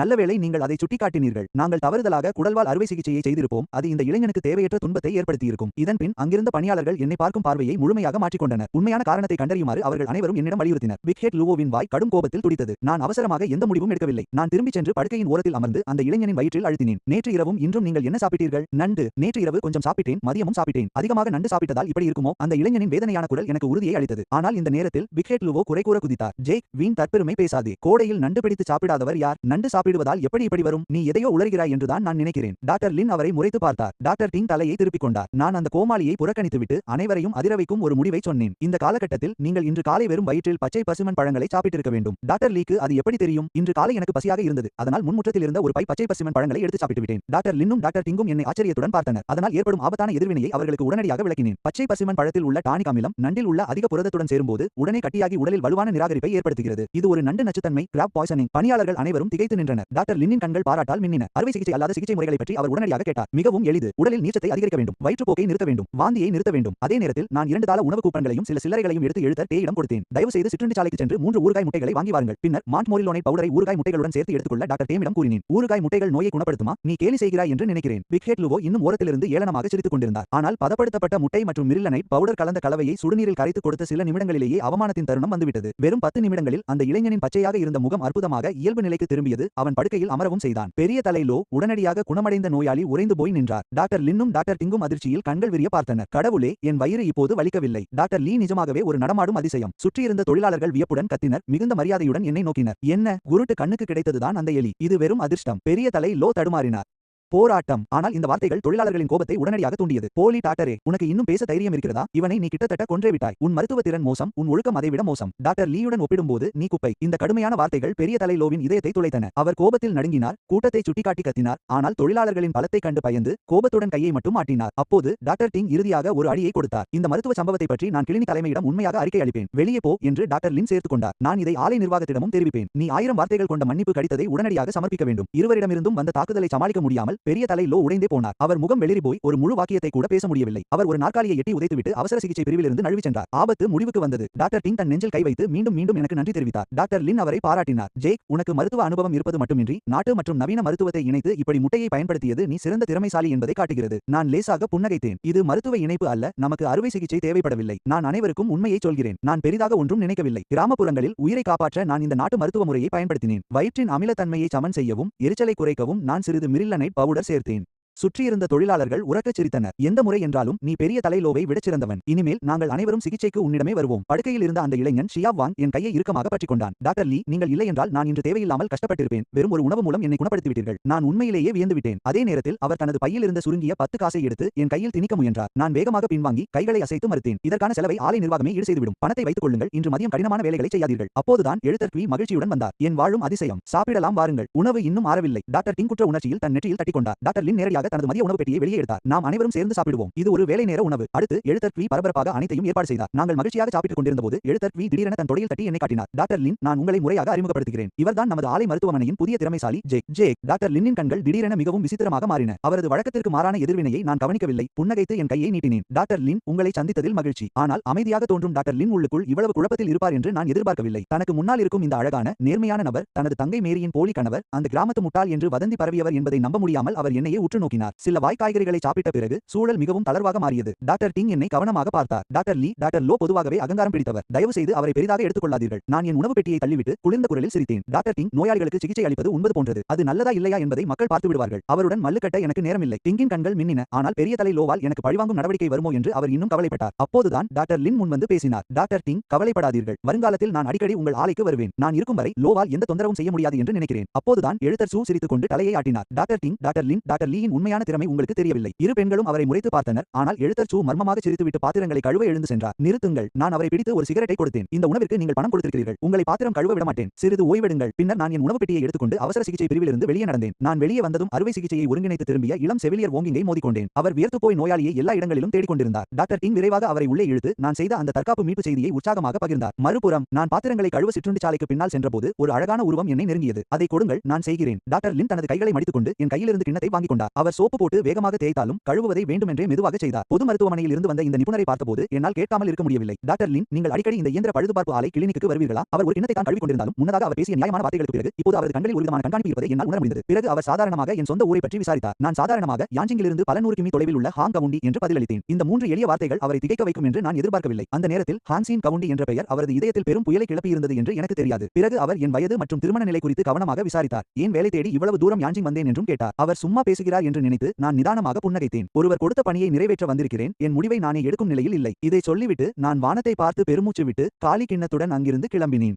டாக்டர் லின் அங்கே தனியாக நின்று என் பின் செல்லும் உருவத்தை ஒருவிதமான சிக்கலான பார்வையுடன் பார்த்துக் கொண்டிருந்தார். நான் என் திறமையை வெளிப்படுத்திய பிறகு மருத்துவத்துறை தலைவரின் அலுவலகத்தில் பெரும் குழப்பம் நிலவியது என்பதை நான் அப்போது அறிந்திருக்கவில்லை. இயக்குனர் மா, ஆச்சரியம், உண்மையில் ஆச்சரியம் என்று கிளர்க் தனது வழக்கமான குரலில் உள்ளே நுழைந்தார். இயக்குனர் மா கோபப்பட தொடங்கியிருந்தபோது கிளர்க் சொன்னதை கேட்டு அதிர்ச்சியில் தரையில் அமர்ந்தார். ஜேக் இன்னும் அதிகாரப்பூர்வமாக வேலைக்கு சேராத நிலையில் அவசர சிகிச்சை பிரிவில் ஒரு உயிரை காப்பாற்றியிருந்தார். பின்னர் கிளர்க் அந்த நிகழ்வு முழுவதையும் வர்ணித்து கூறினார். இயக்குனர் மா கண்கள் விரிய பார்த்தார். இருவரும் ஒருவரையொருவர் பார்த்துக் கொண்டனர். முன்னதாக அவர்கள் என்னை அவமதிக்காதது குறித்து நிம்மதி அடைந்தனர். 301 பொது மருத்துவமனையைச் சேர்ந்த டாக்டர் லின் முயுவும் அங்கு இருந்தார் என்று கிளர்க் சொன்னது அவர்களை இன்னும் வியப்பில் ஆழ்த்தியது. இயக்குனர் மா உற்சாகத்தில் தரையிலிருந்து குதித்து எழுந்தார். அந்த லூட்டோலி என்ற முட்டாள் ஜேக்கின் திறமையை நிரூபிக்க சரியான படிக்கட்டாக அமைந்தான். அவனது திறமையின்மையே ஜேக்கின் திறமையை வெளிச்சத்திற்கு கொண்டு வந்துள்ளது. எனவே இருவரும் உடனடியாக ஒரு அறிக்கை எழுத முடிவு செய்தனர். அது என் மருத்துவ திறமையை பாராட்டுவதோடு மட்டுமல்லாமல் துணை இயக்குனர் ஷிங்கின் கூர்மையான பார்வையையும் புகழ்வதாக இருந்தது. அதே நேரத்தில் 301 மருத்துவமனையில் டாக்டர் லின் ஏற்கனவே தளவாடங்கள் துறைக்கு விரைந்திருந்தார். அவர் தளவாட இயக்குனர் ராபர்ட்டை கண்டுபிடித்து விநியோக படிவங்களில் கையெழுத்திட்டு அவரை நடைபாதையின் இறுதிக்கு அழைத்துச் சென்றார். ராபர்ட் அவரது இரண்டாவது அண்ணா, உண்மையை சொல்லுங்கள், ஜேக் உண்மையிலேயே ஒரு எளிய மலைப்பகுதி விவசாயிதானா? அவன் வெறும் அரைவேக்காட்டு நாட்டு மருத்துவன் மட்டும்தானா? தன் சகோதரியின் ஆச்சரியமான கேள்விகளை கேட்டு ஏதோ தவறு நடப்பதை உணர்ந்த ராபர்ட் விவரங்களை கேட்டு வற்புறுத்தினார். அடுத்த நொடியே டாக்டர் லின்னின் வார்த்தைகள் ராபர்ட்டை திகைக்க வைத்தன. லுடாலியின் தடையை நான் எப்படி முறியடித்தேன், துல்லியமாக கண்டறிந்து சில காசு மதிப்புள்ள நாட்டு மருந்துகளை கொண்டு ஒரு உயிரை காப்பாற்றினேன் என்பதை அவர் விவரித்தார். அவர் பேச பேச உற்சாகமடைந்தார். அவரது கண்களில் நம்பிக்கையின்மை தெரிந்தது. நான் என் கண்களால் அதை பார்த்தேன். அவனுக்கு மருத்துவ அறிவு மட்டுமல்ல, மருத்துவ அனுபவமும் மிகவும் அதிகம். அவன் ஏதோ சில தந்திரங்களை அறிந்த கிராமத்து மனிதனாக இருக்கவே முடியாது. இந்த நேரத்தில் 301 மருத்துவமனையில் டாக்டர் லின் எனது அவசர சிகிச்சையை பற்றி வியந்து கொண்டிருக்கிறார் என்பது எனக்கு தெரியாது. அவர் தன் இரண்டாவது சகோதரர் ராபர்ட்டின் சட்டையை பிடித்துக்கொண்டு உணர்ச்சிவசப்பட்டு பேசினார்.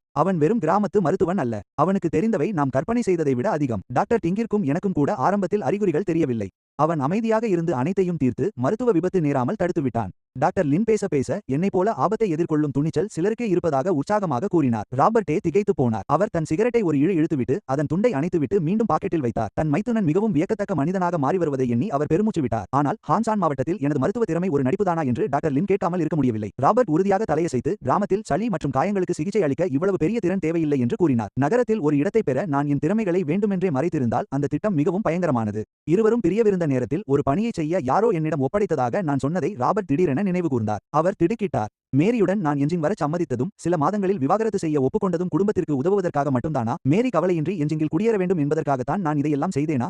தன் இரண்டாவது அண்ணனின் இந்த அலச்சலை கேட்ட டாக்டர் லின்னின் முகம் மாறியது. முந்தைய நாள் இரவு நான் ஏன் குடும்பத்துடன் விருந்துண்ண வரவில்லை என்பதை அவர் புரிந்து கொண்டார். மேரியிடம் நான் ஏன் இவ்வளவு இடைவெளி விட்டு பழகினேன் என்று புரிந்தது. மேரி உறவு மாறிவிட்டதாக உணர்ந்து குற்ற உணர்ச்சியின்றி என்னை விட்டு பிரிய வேண்டும் என்பதற்காகவே நான் வேண்டுமென்றே இடைவெளி உருவாக்கினேன். ராபர்ட் தலையசைத்து கசப்பாக சிரித்து நான் மிகவும் அக்கறையுடன் செயல்படுவதாக கூறினார். டாக்டர் லின்னின் கண்கள் கலங்கின. தண்ணீர் தொட்டி அருகே நான் தனியாக நின்று கொண்டிருந்த காட்சி அவள் நினைவுக்கு வர அவளது இதயம் குழப்பத்தில் துடித்தது. என்னுடைய மருத்துவ திறமை அபாரமாக இருந்தும் நான் கர்வம் கொள்ளவில்லை. குடும்பத்தின் வேண்டுகோளுக்காக போலி விவாகரத்துக்கு ஒப்புக்கொண்டு அந்த வழியை அமைதியாக பொறுத்துக்கொண்டு அவர்கள் நாடகத்திற்கு ஒத்துழைத்தேன். இரண்டாவது அண்ணா ஜேக் சரியாக எங்கே வசிக்கிறான்? டாக்டர் லின் யோசிக்காமல் கேட்டார். இந்த கேள்வி ராபர்ட்டை சங்கடப்படுத்தியது. நான் எங்கே தங்குகிறேன் என்பது கூட அவருக்கு தெரியவில்லை. அவர் அதை இயந்திர பழுதுபார்ப்பு ஆலை துணை இயக்குனர் ஷிங்கிடம் விட்டுவிட்டார். இது டாக்டர் லின்னை கோபமடைய செய்தது. அவர் நம் குடும்பத்திற்கு இவ்வளவு உதவி செய்திருக்கிறார். யாருமற்ற நிலையில் யாஞ்சிங்கில் தனியாக இருக்கிறார். அவர் எங்கே தங்குகிறார் என்பது கூட நமக்கு தெரியவில்லை. ஒருவேளை அவர் குப்பை மேட்டிலோ அல்லது தண்ணீர் இறைக்கும் அறையிலோ அல்லது கொதிகலன் அறையிலோ வசிக்கிறாரோ? கோடை காலத்தில் அது துர்நாற்றம் வீசும் வெப்பமாகவும் மூச்சு திணற வைப்பதாகவும் இருக்கும். அவர் எப்படி வாழப்போகிறார்? தன் சகோதரியின் கவலையான நிலையை கண்டு ராபர்ட் வெட்கமடைந்தார். தான் கவனக்குறைவாக இருந்ததை இறுதியாக உணர்ந்தார். வேலை முடிந்ததும் நேரில் சென்று எனது இருப்பிடத்தை பார்க்க அவர் முடிவு செய்தார். இருவரும் பிரிந்தனர். டாக்டர் லின் எனது அவசர கால சிகிச்சை குறித்த அறிக்கையை எழுதச் சென்றார். அதே நேரத்தில் ராபர்ட் இயந்திர பழுதுபார்ப்பு ஆலைக்கு அழைக்க வரவேற்பறைக்கு சென்றார். இதற்கிடையில் இயந்திர பழுதுபார்ப்பு ஆலை அவசர சிகிச்சை பிரிவில் மதியம் வேலைக்கு சென்றவுடன் செவிலியர்கள் என்னை விசித்திரமாக பார்ப்பதை கவனித்தேன். ஆனால் அதை பற்றி யோசிக்க எனக்கு நேரமில்லை. வேலை செய்ய தொடங்கியதும் அந்த ஆலை கிளினிக் எவ்வளவு பரபரப்பாக இருந்தது என்பதை உணர்ந்தேன். நாங்கள் வழக்குகளை விரைவாக கையாண்டது மட்டுமன்றி டாக்டர் டிங் அழகாகவும் நல்ல குணத்துடனும் இருந்ததால் தொழிலாளர்கள் சிறிய வலிக்கும் உபாதைக்கும் அவசர சிகிச்சை பிரிவிற்கு வந்தனர். விரைவிலேயே VXC என்ற இளம்பட்டறை தொழிலாளி எனக்கு நோயாளி ஆனார். அவரது பரிசோதனை முடிந்ததும் அவர் என்னை அழைத்து டாக்டர் டிங்கிற்கு காதலர் இருக்கிறாரா என்று கேட்டு சொல்ல சொன்னார். நான் சிரிப்பதோ கோபப்படுவதோ தெரியாமல் தலையை மீண்டும் மீண்டும் ஆட்டிக்கொண்டேன். தம்பி, உனக்கு அவரை பிடித்திருந்தால் அவரிடமே நேரடியாக கேள். ஏன் என்னிடம் இந்த செய்தியை சொல்கிறாய்?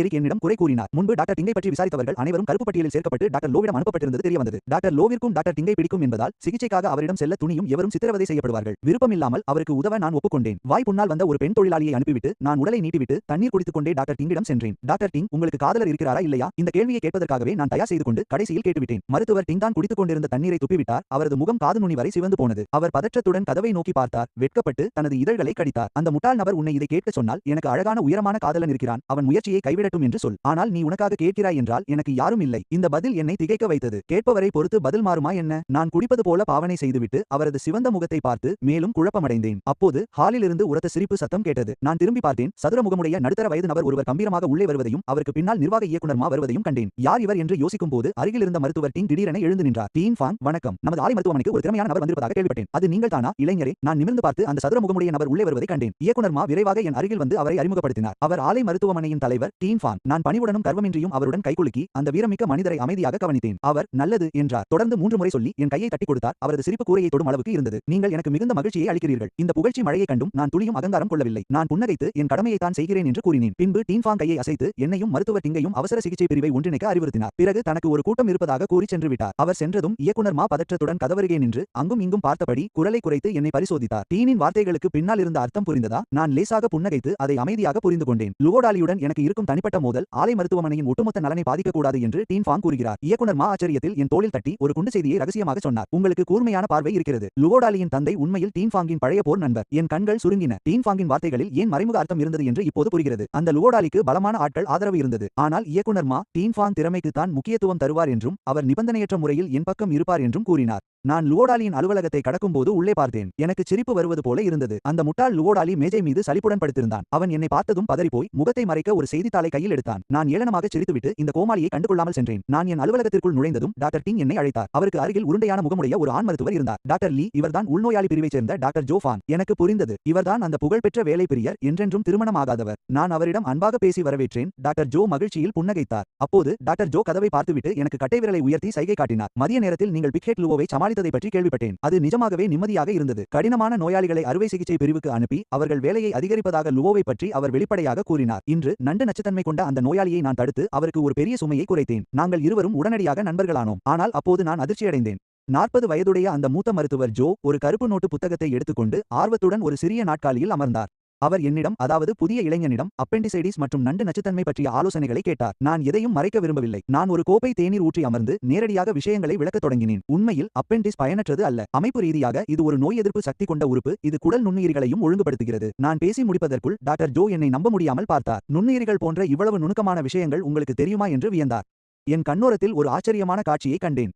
அறிக்கை அளிக்கவிருந்த டாக்டர் டிங் தன் உதட்டை கடித்துக்கொண்டு ஆவணங்களை வைத்துவிட்டு ஆர்வத்துடன் குறிப்பு எடுக்க தொடங்கினார். பின்பு 3 செவிலியர்கள் ஓடி வந்தனர். அவர்கள் அனைவரும் என்னை ஆச்சரியத்துடன் பார்த்தனர். தலைமை செவிலியர் ஜோங் ஷென் நான் அதிர்ச்சியில் வாயை மூடிக்கொண்டார். எவ்வளவு விசித்திரம்! உள்நோயாளி பிரிவின் மூத்த மருத்துவர் ஜோ 20 வயது இளைஞனிடம் ஆலோசனை கேட்கிறார். டாக்டர் ஜோ, உங்களுக்கு மான பிரச்சனை இல்லையா? இது எனக்கு புதிய அனுபவமாக இருந்தது. நிச்சயமாக நமது மருத்துவமனையில் மாற்றம் வரப்போகிறது. அவர்கள் என் முதுகை பார்த்து ஆச்சரியமடைந்தனர். தங்களால் நம்ப முடியவில்லை. அதே நேரத்தில் இயந்திர பழுதுபார்ப்பு ஆலை கட்டிடத்தின் 4வது மாடியில் இயக்குனரின் அலுவலகத்தில் ஒரு தீவிரமான உரையாடல் நடந்து கொண்டிருந்தது. ஆலை இயக்குனர் லூச்சுவான் கையில் அறிக்கையுடன் துணை இயக்குனர் ஷிங் மற்றும் டீன் ஃபாங் ஆகியோரை தீவிரமாக பார்த்தார். அவசர சிகிச்சை பிரிவுதான் முன்னணியில் உள்ளது. நமது ஆலையில் உள்ள 20,000க்கும் மேற்பட்ட மக்களின் உயிர்கள் உங்கள் பொறுப்பில் உள்ளன. ஃபாங் கிங்ஷான் தன் சிகரெட்டை ஆழமாக இழுத்தார். அவர் பார்வை குளிர்ச்சியடைந்தது. இயக்குனரின் எச்சரிக்கையை அவர் உடனே புரிந்து கொண்டார். அவர் புகையை வளையமாக ஊதினார். இயக்குனரே, கவலைப்படாதீர்கள். இதை நான் நேரில் கவனித்துக் கொள்கிறேன். அடுத்த நொடியே அந்த புயல் லூ டெலாலி மீது மோதியது. டீன் அலுவலகத்திற்கு வெளியே லூ பதற்றத்துடன் வியர்த்துக் கொண்டிருந்தார். அவர் கதவை தள்ளிக்கொண்டு உள்ளே செல்லும்போது நடுங்கினார். கம்பீரமாக இருக்க முயன்றார். ஆனால் அவர் முகத்தில் ஆவணக்கட்டு ஒன்று வந்து விழுந்தது. பறக்கும் காகிதங்களுக்கு நடுவே லூ உற்று பார்த்தார். அவர் ஒரு பனிக்க குழியில் விழுந்தது போல உணர்ந்தார். அந்த ஆவணங்களில் தவறான நோயறிதல் மற்றும் அதிகாரத்திற்கு அடிபணியாத டாக்டர் ஜேக்கின் புகழ் பற்றிய வார்த்தைகள் இருந்தன. அவர் பயந்து போய் தனக்கு விருப்பமான புதிய மருத்துவரை பிடிப்பதற்காக டாக்டர் டிங் தன்னை சிக்க வைத்ததாக கத்தினார். அவர் பேசி முடிக்கும் முன்பே ஒரு பலமான அறை லூவை கீழே தள்ளியது. பாங்கிங் ஷானின் கண்கள் சிவக்க அவரை நோக்கி விரல் நீட்டி, நான் முட்டாள் என்று நினைக்கிறாயா என்று கத்தினார். இயக்குனர் லூவுக்கு உனது அனைத்து குழப்பங்களும் தெரியும். நீ எனக்கு பெரும் அவப்பெயரை ஏற்படுத்திவிட்டாய். வீங்கிய கன்னத்தை பிடித்துக் கொண்டு லூ அதிர்ச்சியில் உறைந்தார். சிறுவயது முதல் இன்று வரை அவரது சொந்த தந்தை கூட அவரை அடித்ததில்லை. இப்போது அவரை ஆதரித்தவரே அவரை அறைந்து கீழே தள்ளிவிட்டார். அவர் மன்னிப்பு கேட்டு தலைவணங்கினார். ஆனால் அவரது உள்ளத்தில் என் மீது கடும் வெறுப்பு இருந்தது. எப்படி இருந்தாலும் பாங்கிங் ஷான் கருணை காட்டாமல் இறுதி எச்சரிக்கை விடுத்தார். இதுவே கடைசி எச்சரிக்கை. நான் எப்போது வேண்டுமானாலும் உன்னை வேலையை விட்டு நீக்கலாம். பிறகு ஜேக் வரும்போது உனது திமிருக்கு நீ அவரிடம் மன்னிப்பு கேட்க வேண்டும். என்ன, விருப்பமில்லையா? அப்படியானால் இப்போதே ராஜினாமா செய். வெளியே போ. வேலையை இழந்து விடுவோமோ என்ற பயம் லூவின் கர்வத்தை உடைத்தது. அடிப்பட்ட நாய் போல நடுங்கிக் கொண்டு அவர் பேனாவை எடுத்து மேஜையில் வைத்து பற்களை கடித்தார். நான் தயார். நான் மன்னிப்பு கேட்கிறேன். நான் டீன் அலுவலகத்திற்குள் நுழைந்தபோது என் முன்னால் இருந்த காட்சியை என்னால் நம்பவே முடியவில்லை. என்னை தாழ்வாக பார்த்து என்னை ஒடுக்க நினைத்த அதே மருத்துவர் லூ இப்போது தவறு செய்த சிறுவனைப் போல மூலையில் சுருண்டு கிடந்தார். அவரது பெரிய தலை குனிந்திருக்க குரல் நடுங்கிக் கொண்டிருந்தது. டீன் பாங், நீங்கள் என்ன சொன்னாலும் நான் செய்கிறேன். எந்த புகாரும் இல்லை. கதவு திறப்பதை கேட்டு பாங்கிங் ஷான் அவரை முறைத்து பார்த்துவிட்டு பிறகு என்னை நோக்கி புன்னகைத்தார். டாக்டர் லீ, உங்களை நான் பார்க்க விரும்பவில்லை. டாக்டர் லூ தான் பார்க்க வேண்டும் என்றார். பிறகு லூ ஆழ்ந்து மூச்சுவிட்டு என் முன்னால் முழுமையாக தலை குனிந்தார். டாக்டர் லீ, மதியம் நான் மிகவும் முரட்டுத்தனமாக நடந்து கொண்டேன். நான் கர்வமாகவும் திறமையற்றவனாகவும் இருந்தேன். நீங்கள் தலையிடாமல் இருந்திருந்தால் நான் ஒரு பெரிய தவறை செய்திருப்பேன். நான் மனதார மன்னிப்பு கேட்டுக்கொண்டேன். தலைமைக்கு விரிவான சுயவிமர்சனத்தை சமர்ப்பிப்பேன். நான் குழப்பமடைந்தேன். ஏன் திடீரென்று அவர் தன் போக்கை மாற்றிக்கொண்டார்? ஆனால் டீன் ஃபாங்கின் முகத்தில் இருந்த புன்னகையை பார்த்ததும் நிலைமை எனக்கு புரிந்துவிட்டது.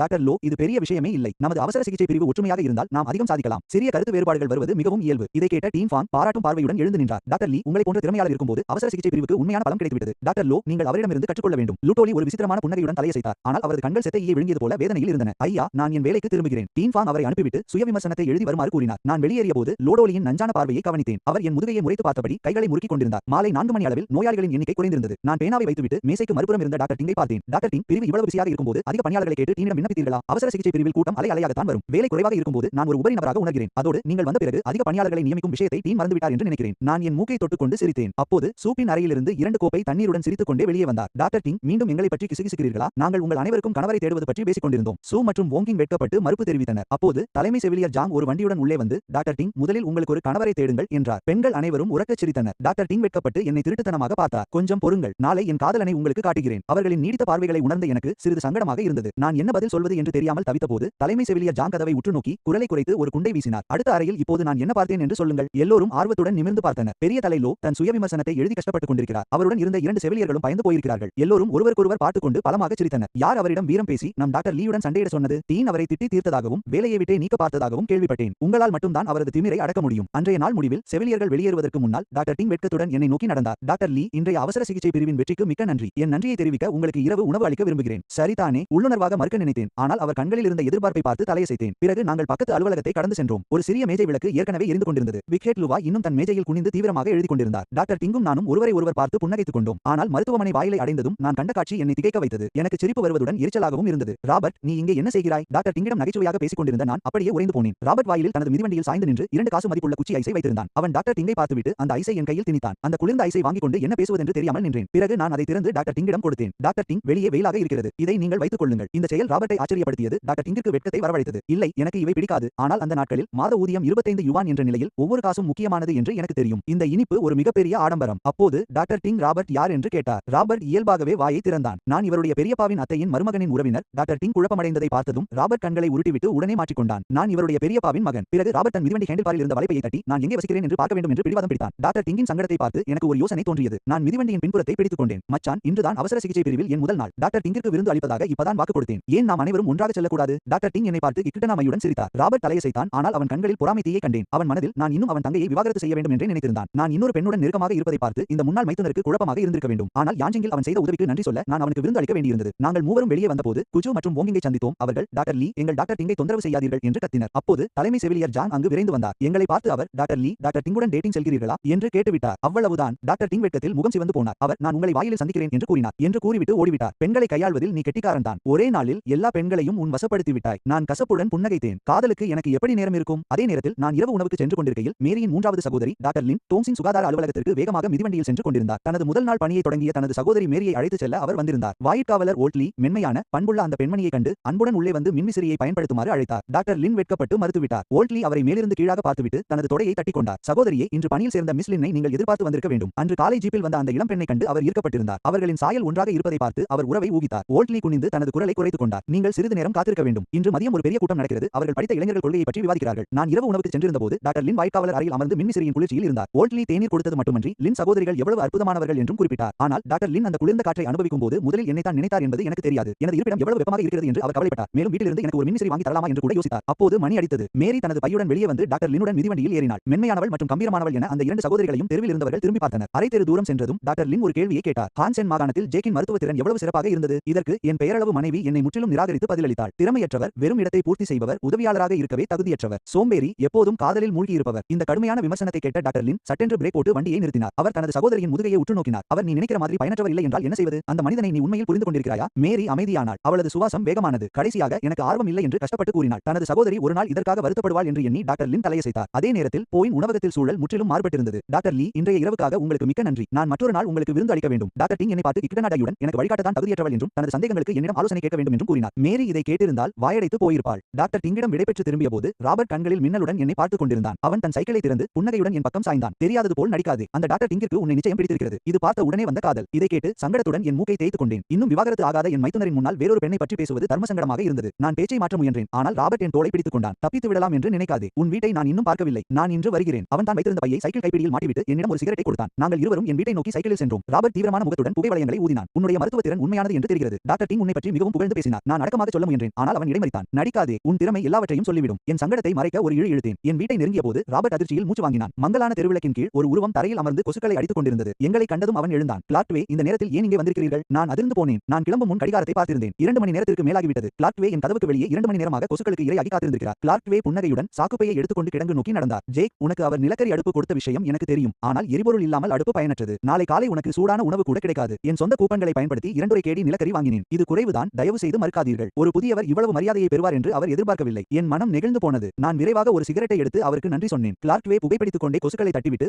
ஊர் வந்த இந்த திறமைசாலிக்கு உதவ விரும்புவதாக சொன்னார். ஆனால் நிலக்கரி என்பது ரேஷன் பொருள். அவர் தன் பங்கை கொடுத்து விட்டதால் அவர் குடும்பத்திற்கு நிலக்கரி பற்றாக்குறை ஏற்படும். நாங்கள் முதலில் சந்தித்தபோது அவர் என்னை எவ்வளவு கஷ்டப்படுத்தினார் என்பது நினைவுக்கு வந்தது. இப்போது அவர் நள்ளிரவில் நிலக்கரி கொண்டு வந்திருக்கிறார். அவர் மானத்தை காப்பாற்றிய பிறகு அவர் என்னை மதிக்கத் தொடங்கினார். உருகிப்போன நான் கதவை திறந்து அவருக்கு சோறு சமைத்து தருவதாக சொன்னேன். ஆனால் அவர் மனைவி மற்றும் மகள் காத்திருப்பதாக கூறி சென்று விட்டார். கொசுக்களிடமிருந்து தப்பிக்க ராபர்ட்டை உள்ளே வருமாறு அழைத்தேன். அவன் வாசலை தாண்டி உள்ளே வந்தவன் அப்படியே உறைந்து நின்றான். வெற்று செங்கல் சுவர்கள் பழைய செய்தித்தாள்களால் ஒட்டப்பட்டிருந்தன. சிமெண்ட் தரை மேடு பள்ளமாக இருந்தது. என் கட்டில் மரக்கட்டைகளால் தாங்கப்பட்டிருந்தது. அங்கிருந்த சில மரச்சாமான்கள் பூசணம் பிடித்து அழுகிய நிலையில் இருந்தன. 2 அலமாரிகளை ஒன்றாக சேர்த்து அதன் மேல் மெல்லிய மூங்கில் பாயை விரித்து என் கட்டிலாக மாற்றியிருந்தேன். நான் அதை சுத்தமாக வைத்திருந்தாலும் அது ஒரு அகதி முகாமை போலவே காட்சியளித்தது. ராபர்ட்டின் கண்கள் சிவந்தன, தொண்டை அடங்கவில்லை, அவன் மூக்கு துடித்தது. இந்த குப்பை தொட்டியில் இவன் எப்படித்தான் வாழ்கிறானோ என்று அவன் நினைத்திருக்க வேண்டும். தேநீர் போடுவதற்கு தண்ணீர் கொதிக்க வைக்க சில விறகுகளை சேகரித்தேன். ராபர்ட் கட்டாயப்படுத்தி சிரித்தான், ஆனால் அவனது கைகள் இறுக்கமாகவே இருந்தன. அழுக்கை கண்டுகொள்ளாமல் நான் அடுப்பை பற்ற வைக்க குனிந்ததைக் கண்ட அவன் கண்களில் குற்ற உணர்ச்சி தெரிந்தது. ஈரப்பதமான அந்த கிடங்கில் மின்விசிறி கூட இல்லை. அது ஒரு இயற்கை நீராவி அறை போல இருந்தது. கதவை திறந்து வைத்தாலும் கூரையின் வழியே வெப்பம் தாக்கியது. என்னை வேலை செய்ய விடாமல் அவன் தன் பையிலிருந்து 2 டப்பா மாவு மற்றும் 2 சோப்பு கட்டிகளை எடுத்தான். கோடை காலத்தில் இவை மிகவும் மதிப்புமிக்க பொருட்கள். நான் பணம் கொடுக்க முயன்றேன், ஆனால் அவன் என் கையை பிடித்து தடுத்து விட்டான். கொசுக்கள் கூட்டமாக உள்ளே வந்தன. அவன் தன் கால்களில் அடித்துக் கொண்டே இருந்தான். கதவை மூடிவிட்டு கொசுக்களை விரட்ட அவனுக்கு ஒரு சிகரெட் கொடுத்தேன். ராபர்ட் கசப்புடன் புன்னகைத்தான். இது ஒரு கொசு குளியலில் அமர்ந்திருப்பது போல இருந்தது. சிறிது தேநீர் அருந்திய பிறகு அவனால் அமைதியாக அமர முடியவில்லை. அவன் எழுந்து என் தோளை தட்டி, நீ நன்றாகவே இருக்கிறாய் என்றான். ஊக்கம் தேவையில்லை. கதவின் அருகே நின்று கொசுக்கள் மொய்ப்பதை பார்த்து அவன் நின்றான். ஜேக், நீ மிகவும் கஷ்டப்பட்டு விட்டாய். அவ்வளவுதான். தன் குற்ற உணர்ச்சியிலிருந்து தப்பிப்பதைப் போல அவன் அங்கிருந்து வேகமாக சென்றான். நான் மேஜையில் அமர்ந்து கொசுக்களுக்கு இரையாக இருந்தேன்.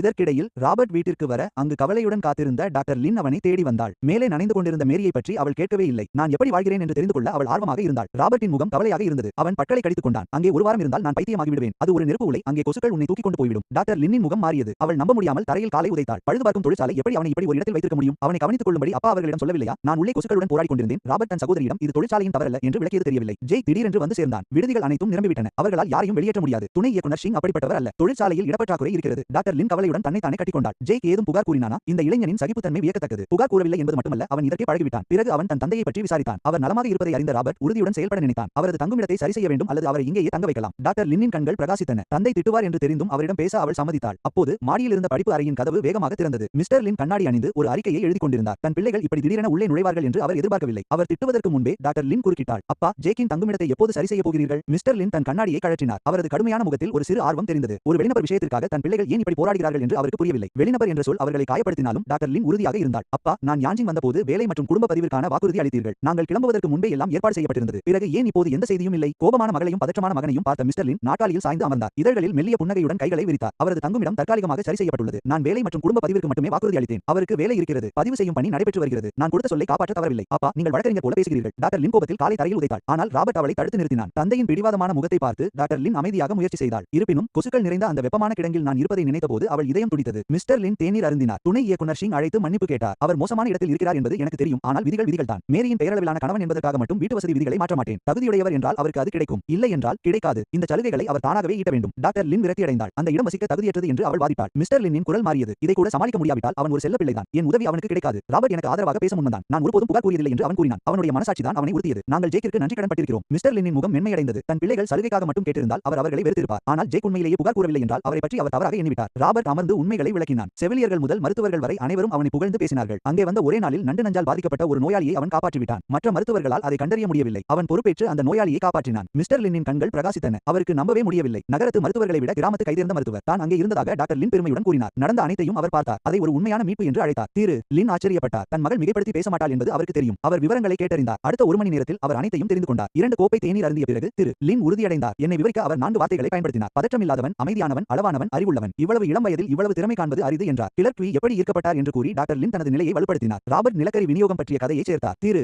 லின் ஆழ்ந்த சிந்தனையில் இருந்தார். தான் இதுவரை சந்திக்காத மருமகனை பார்க்க அவர் மிகவும் ஆர்வம் காட்டினார். அவர் காலண்டரில் ஒரு தேதியை வட்டமிட்டார். நாளை மறுநாள் அவனை எப்படியாவது இரவு உணவிற்கு அழைத்து வாருங்கள். நான் அவனை சந்திக்க வேண்டும். அவனது இருப்பிடம் குறித்து ஆலை இயக்குனரிடம் நானே பேசுகிறேன். சகோதர சகோதரிகள் நிம்மதி பெருமூச்சு விட்டனர். இதற்கிடையில் நான் மேஜையில் அமர்ந்து தேநீர் குடித்துக் கொண்டிருந்தேன். என் சொத்துக்களை கணக்கிட்டேன். அவற்றை சொத்துக்கள் என்று சொல்வதே அதிகம். என்னிடம் 65 யுவானும் சில உணவு கூப்பன்களும் இருந்தன. ராபர்ட் கொடுத்த 50 யுவானை நான் அப்படியே வைத்திருந்தேன். மீதியை நான் இங்கு வருவதற்கு முன்பே சேமித்து வைத்திருந்தேன். ராபர்ட் மற்றும் மேரியின் கூப்பன்களை கூட்டினால் சம்பளம் வரும் வரை எனக்கு 52 கேடி தானியம் இருந்தது. அதுவே போதுமானதாக இருந்தது. சம்பளம் வர இன்னும் 23 நாட்கள் இருந்தன. நான் எப்படியோ சமாளித்துக் கொண்டிருந்தேன். கதவின் வழியாக ஒரு கடுமையான வார்மூட் மனம் வந்தது. கதவை திறந்தபோது முதியவர் குயின் கொசுக்களை விரட்ட புகை போட்டுக் கொண்டிருந்தார். நாம் ஒரே நிலைமையில் இருக்கிறோம். கொசுக்களை விரட்ட உதவலாம் என்று நினைத்தேன். முதியவர் குயின் புன்னகைத்தார். நான் நெகிழ்ந்து போனேன். நான் அந்த புகையை எடுத்துக்கொண்டு நாங்கள் வெளியே அமர்ந்து தேநீர் குடித்தோம். முதியவர் குயின் இன்னும் வெளிச்சமாக இருந்த மருத்துவமனையை காட்டினார். டாக்டர் ஜாவோவின் அலுவலகத்தில் விளக்கு எரிந்து கொண்டிருந்தது. அவர் நம்மை விட கடுமையாக உழைக்கிறார். எனக்கு ஆவலாக இருக்கிறது. ஜோ இவ்வளவு தாமதமாக வேலை செய்கிறார். முதியவர் கென் என்னை அர்த்தமுள்ளதாக பார்த்தார். அவர் ஏன் இவ்வளவு தாமதமாக வேலை செய்கிறார் என்று உனக்கு தெரியாதா? நான் கேட்பதற்குள் அவர் பெருமூச்சு விட்டு சென்றார். அவர் சொன்னார், சாதாரண மக்கள் மருத்துவமனைக்கு செல்லவே மிகவும் பயப்படுகிறார்கள். நான் ஆர்வத்துடன் மருத்துவமனையை நோக்கி நடந்தேன். அப்போதுதான் விளக்கு அணைந்தது. டாக்டர் ஜோ தன் மிதிவண்டியை தள்ளிக்கொண்டு குனிந்தபடி இருட்டில் மறைவதை கண்டேன். இதனை பற்றி நாளை டாக்டர் டிங்கிடம் கேட்க முடிவு செய்தேன். நான் என் அறைக்கு திரும்பிச் சென்று தூங்கினேன். இதற்கிடையில் டாக்டர் லின் மேரியின் அறைக்குள் நுழைந்து அவளும் அவள் உறவினரும் தேர்வு மதிப்பெண்களை பற்றி பேசுவதை கண்டார். மேரி தான் போதிய மதிப்பெண் எடுக்கவில்லை என்றும் மருத்துவ பள்ளியில் மட்டுமே சேர முடியும் என்றும் கூறினார். டாக்டர் லின் பின்னர் மேரியின் முடிவுகளை பற்றி விவாதித்தார். மேரி தான் மருத்துவ பள்ளியில் மட்டுமே சேர முடியும் என்று கூறினார். டாக்டர் லின் பிறகு அந்த உறவினரை வெளியே அனுப்பி கதவை மூடினார். அவர் மேரியிடம் தங்கள் தாய் தனக்கு வரன் பார்த்து ஏற்பாடு செய்வதாக கூறினார். இரவு கழிந்தது. நான் காலை 7 மணிக்கு எழுந்தேன். வேலைக்கு செல்ல இன்னும் 1 மணி நேரம் இருந்தது. நான் அவசரமாக சமைத்து பல் துலக்கிக் கொண்டிருந்த போது எனக்கு தெரிந்த இருவரை பார்த்தேன். சஞ்சய் அவருக்கு அருகில் கையை அசைத்துக் கொண்டிருந்தான். டாக்டர் லின் ஒரு வலைப்பையுடன் புன்னகைத்து நின்றிருந்தார். டாக்டர் லின், நீங்கள் சீக்கிரம் வந்துவிட்டீர்கள். நான் ஆச்சரியமடைந்தேன். சஞ்சய் என் கையை பிடித்துக் கொண்டான். நீ கெட்டிக்காரன் தான். டாக்டர் லின்னின் கவனத்தை நீ ஏற்கனவே ஈர்த்துவிட்டாய். இதை கேட்டதும் நான் அங்கேயே திகைத்து நின்றேன். நான் கைகளை ஆட்டி அவன் விளையாடுகிறான் என்று சொன்னபோது என் உதட்டில் ஒரு கசப்பான புன்னகை ஏற்பட்டது. சஞ்சய்க்கு எல்லாம் தெரியும். லின் முயு என் மீது ஆர்வமாக இருப்பதாக கூறி அவன் அர்த்தமுள்ள பார்வையை வீசி என் இடுப்பில் குத்தினான். அவர் தெளிவாக ஒரு அறிக்கையை கொடுக்கத்தான் வந்திருந்தார். எனக்கு சிரிப்பு வருவதுடன் எரிச்சலாகவும் இருந்தது. விளக்கமளிக்க நான் அவனுக்கு விரைவாக ஒரு சிகரெட்டை கொடுத்தேன். ஆனால் சஞ்சய் அதை நம்பவில்லை. அவன் கழுத்தை நீட்டி அறைக்குள் எட்டி பார்த்துவிட்டு,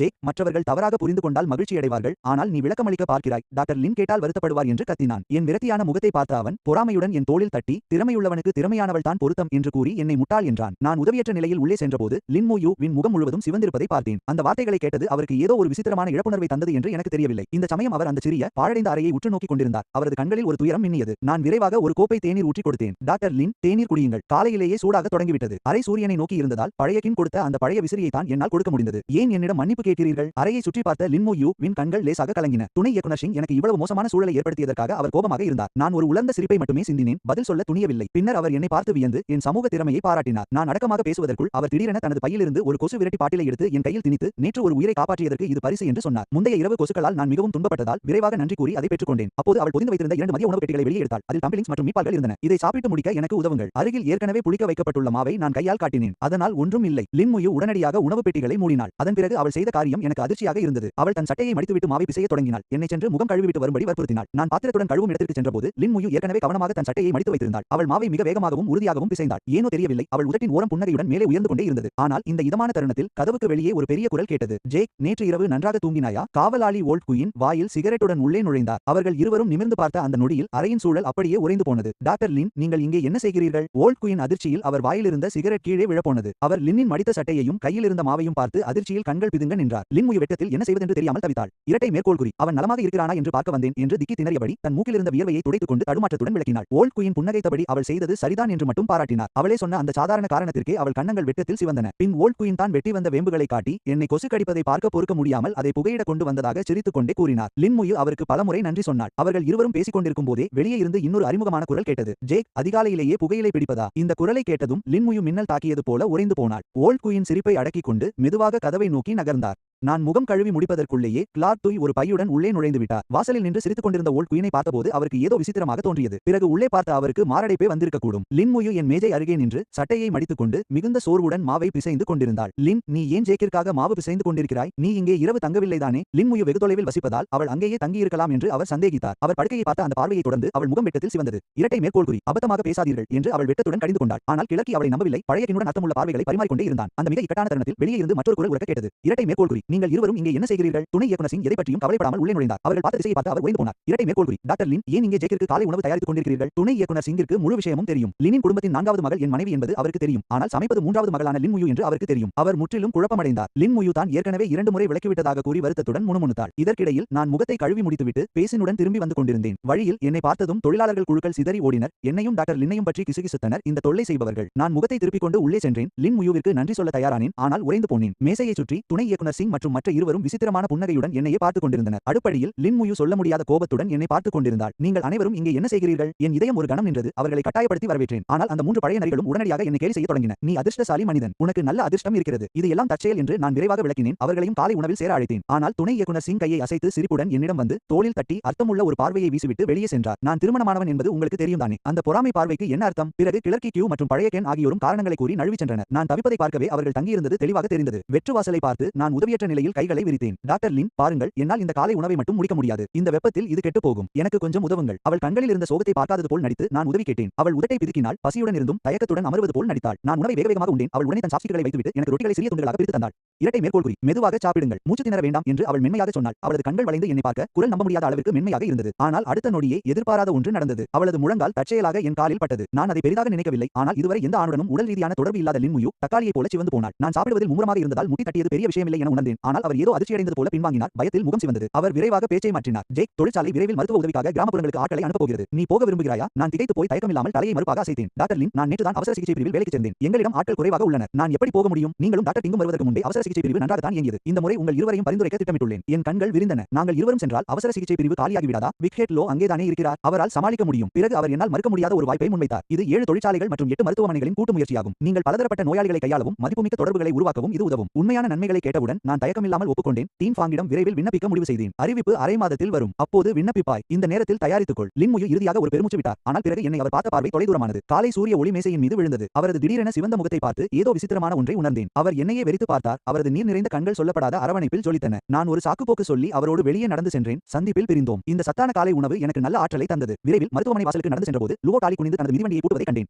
இரட்டை மேற்கோள் குறி. ஓ அன்பார்ந்த டாக்டர் லூ, காலை வணக்கம் என்று மகிழ்ச்சியுடன் அழைத்தேன். லுவோ டாலி திடுக்கிட்டார். அவருக்கு என் மீது கடும் வெறுப்பு இருந்தாலும் அவர் ஒரு போலியான புன்னகையை மட்டுமே காட்ட முடிந்தது. அவரது கண்களை சுற்றியுள்ள கருவளையங்களையும் சிவந்த கண்களையும் பார்த்து ஆச்சரியப்படுவது போல் நடித்தேன். ஏன் இந்த பாண்டா கண்கள்? நேற்று இரவு நன்றாக தூங்கவில்லையா? மருத்துவ புத்தகங்களை படித்துக் கொண்டிருந்தேன் என்று அவர் கடினமாக பதிலளித்தார். நேற்று அவர் செய்த குழப்பத்திற்கு பிறகு நான் மனதிற்குள் ஏளனம் செய்தேன். டீன் ஃபாங் கொடுத்த 10,000 வார்த்தை தண்டனை அவரை தூங்கவிடாமல் செய்திருக்க வேண்டும். இருப்பினும் நான் அன்புடன் அவர் அருகில் சென்று தோளில் தட்டினேன். லுவோ, நீங்கள் தான் எங்கள் அவசர சிகிச்சை பிரிவின் தூண். உடலை வருத்திக் கொள்ளாதீர்கள். லுவோ டாலி இறுக்கமாக சிரித்தார். ஆனால் நான் அவரை விடவில்லை. என்ன மாதிரியான புத்தகங்களை படித்தீர்கள்? நானும் கொஞ்சம் படிக்க கொடுங்கள். அல்லது அது ஏதேனும் ரகசிய அறிவா? அவர் முகம் கருப்பாக மாறுவதைக் கண்டு ஏதோ புரிந்தது போல என் தொடையை தட்டிக் கொண்டேன். ஓ, எனக்கு புரிந்துவிட்டது. நேற்று ஒருவருக்கு தவறான சிகிச்சை அளித்ததால் பயந்து போய் வீட்டிற்கு சென்று படித்துக் கொண்டிருக்கிறாய். நானும் படிக்க வேண்டும். இல்லையெனில் நீ என்னை முந்தி விடுவாய். சிரித்துக்கொண்டே நான் அங்கிருந்து சென்றேன். லோ டாலியை கோபத்தில் கைகளை இறுக்கிக் கொள்ள வைத்தேன். சென்று கொண்டிருந்த ஒரு நர்ஸ் ஏன் இவ்வளவு கோபமாக இருக்கிறாய் என்று கேட்டாள். அவன் முறைத்துக் கொண்டு பொறுத்திரு என்று கூற அவள் பயந்து போய் தன் பையை பிடித்துக் கொண்டாள். மிகவும் உற்சாகமாக நான் அவசர சிகிச்சை அலுவலகத்திற்குள் நுழைந்தேன். டாக்டர் டிங் தன் மேஜையில் இருந்தார். தலைமை செவிலியர் சோங், வோங், கிங் மற்றும் சு ஆகியோர் சுறுசுறுப்பாக பேசிக் கொண்டிருந்தனர். ஆனால் என்னை பார்த்தவுடன் அவர்கள் அமைதியாகிவிட்டனர். அவர்கள் என்னை வித்தியாசமாக பார்த்ததை பார்த்து நான் கண்களை சுழற்றினேன். அந்த காலை பொழுது மிகவும் அமைதியாக இருந்தது. கால் சுளுக்குடன் ஒரு பெண் தொழிலாளி மட்டும் சிகிச்சைக்காக வந்தாள். ஆனால் டாக்டர் டிங் கழிப்பறைக்கு சென்ற அந்த தருணத்தில் அந்த 3 பெண்களும் என்னை சூழ்ந்து கொண்டனர். டாக்டர் லின், இன்று காலை உங்கள் வீட்டில் உங்களுக்கு காலை உணவு தயாரிப்பதாக கேள்விப்பட்டோம். நீங்கள் டாக்டர் டிங்குடன் டேட்டிங் செல்லவில்லையா?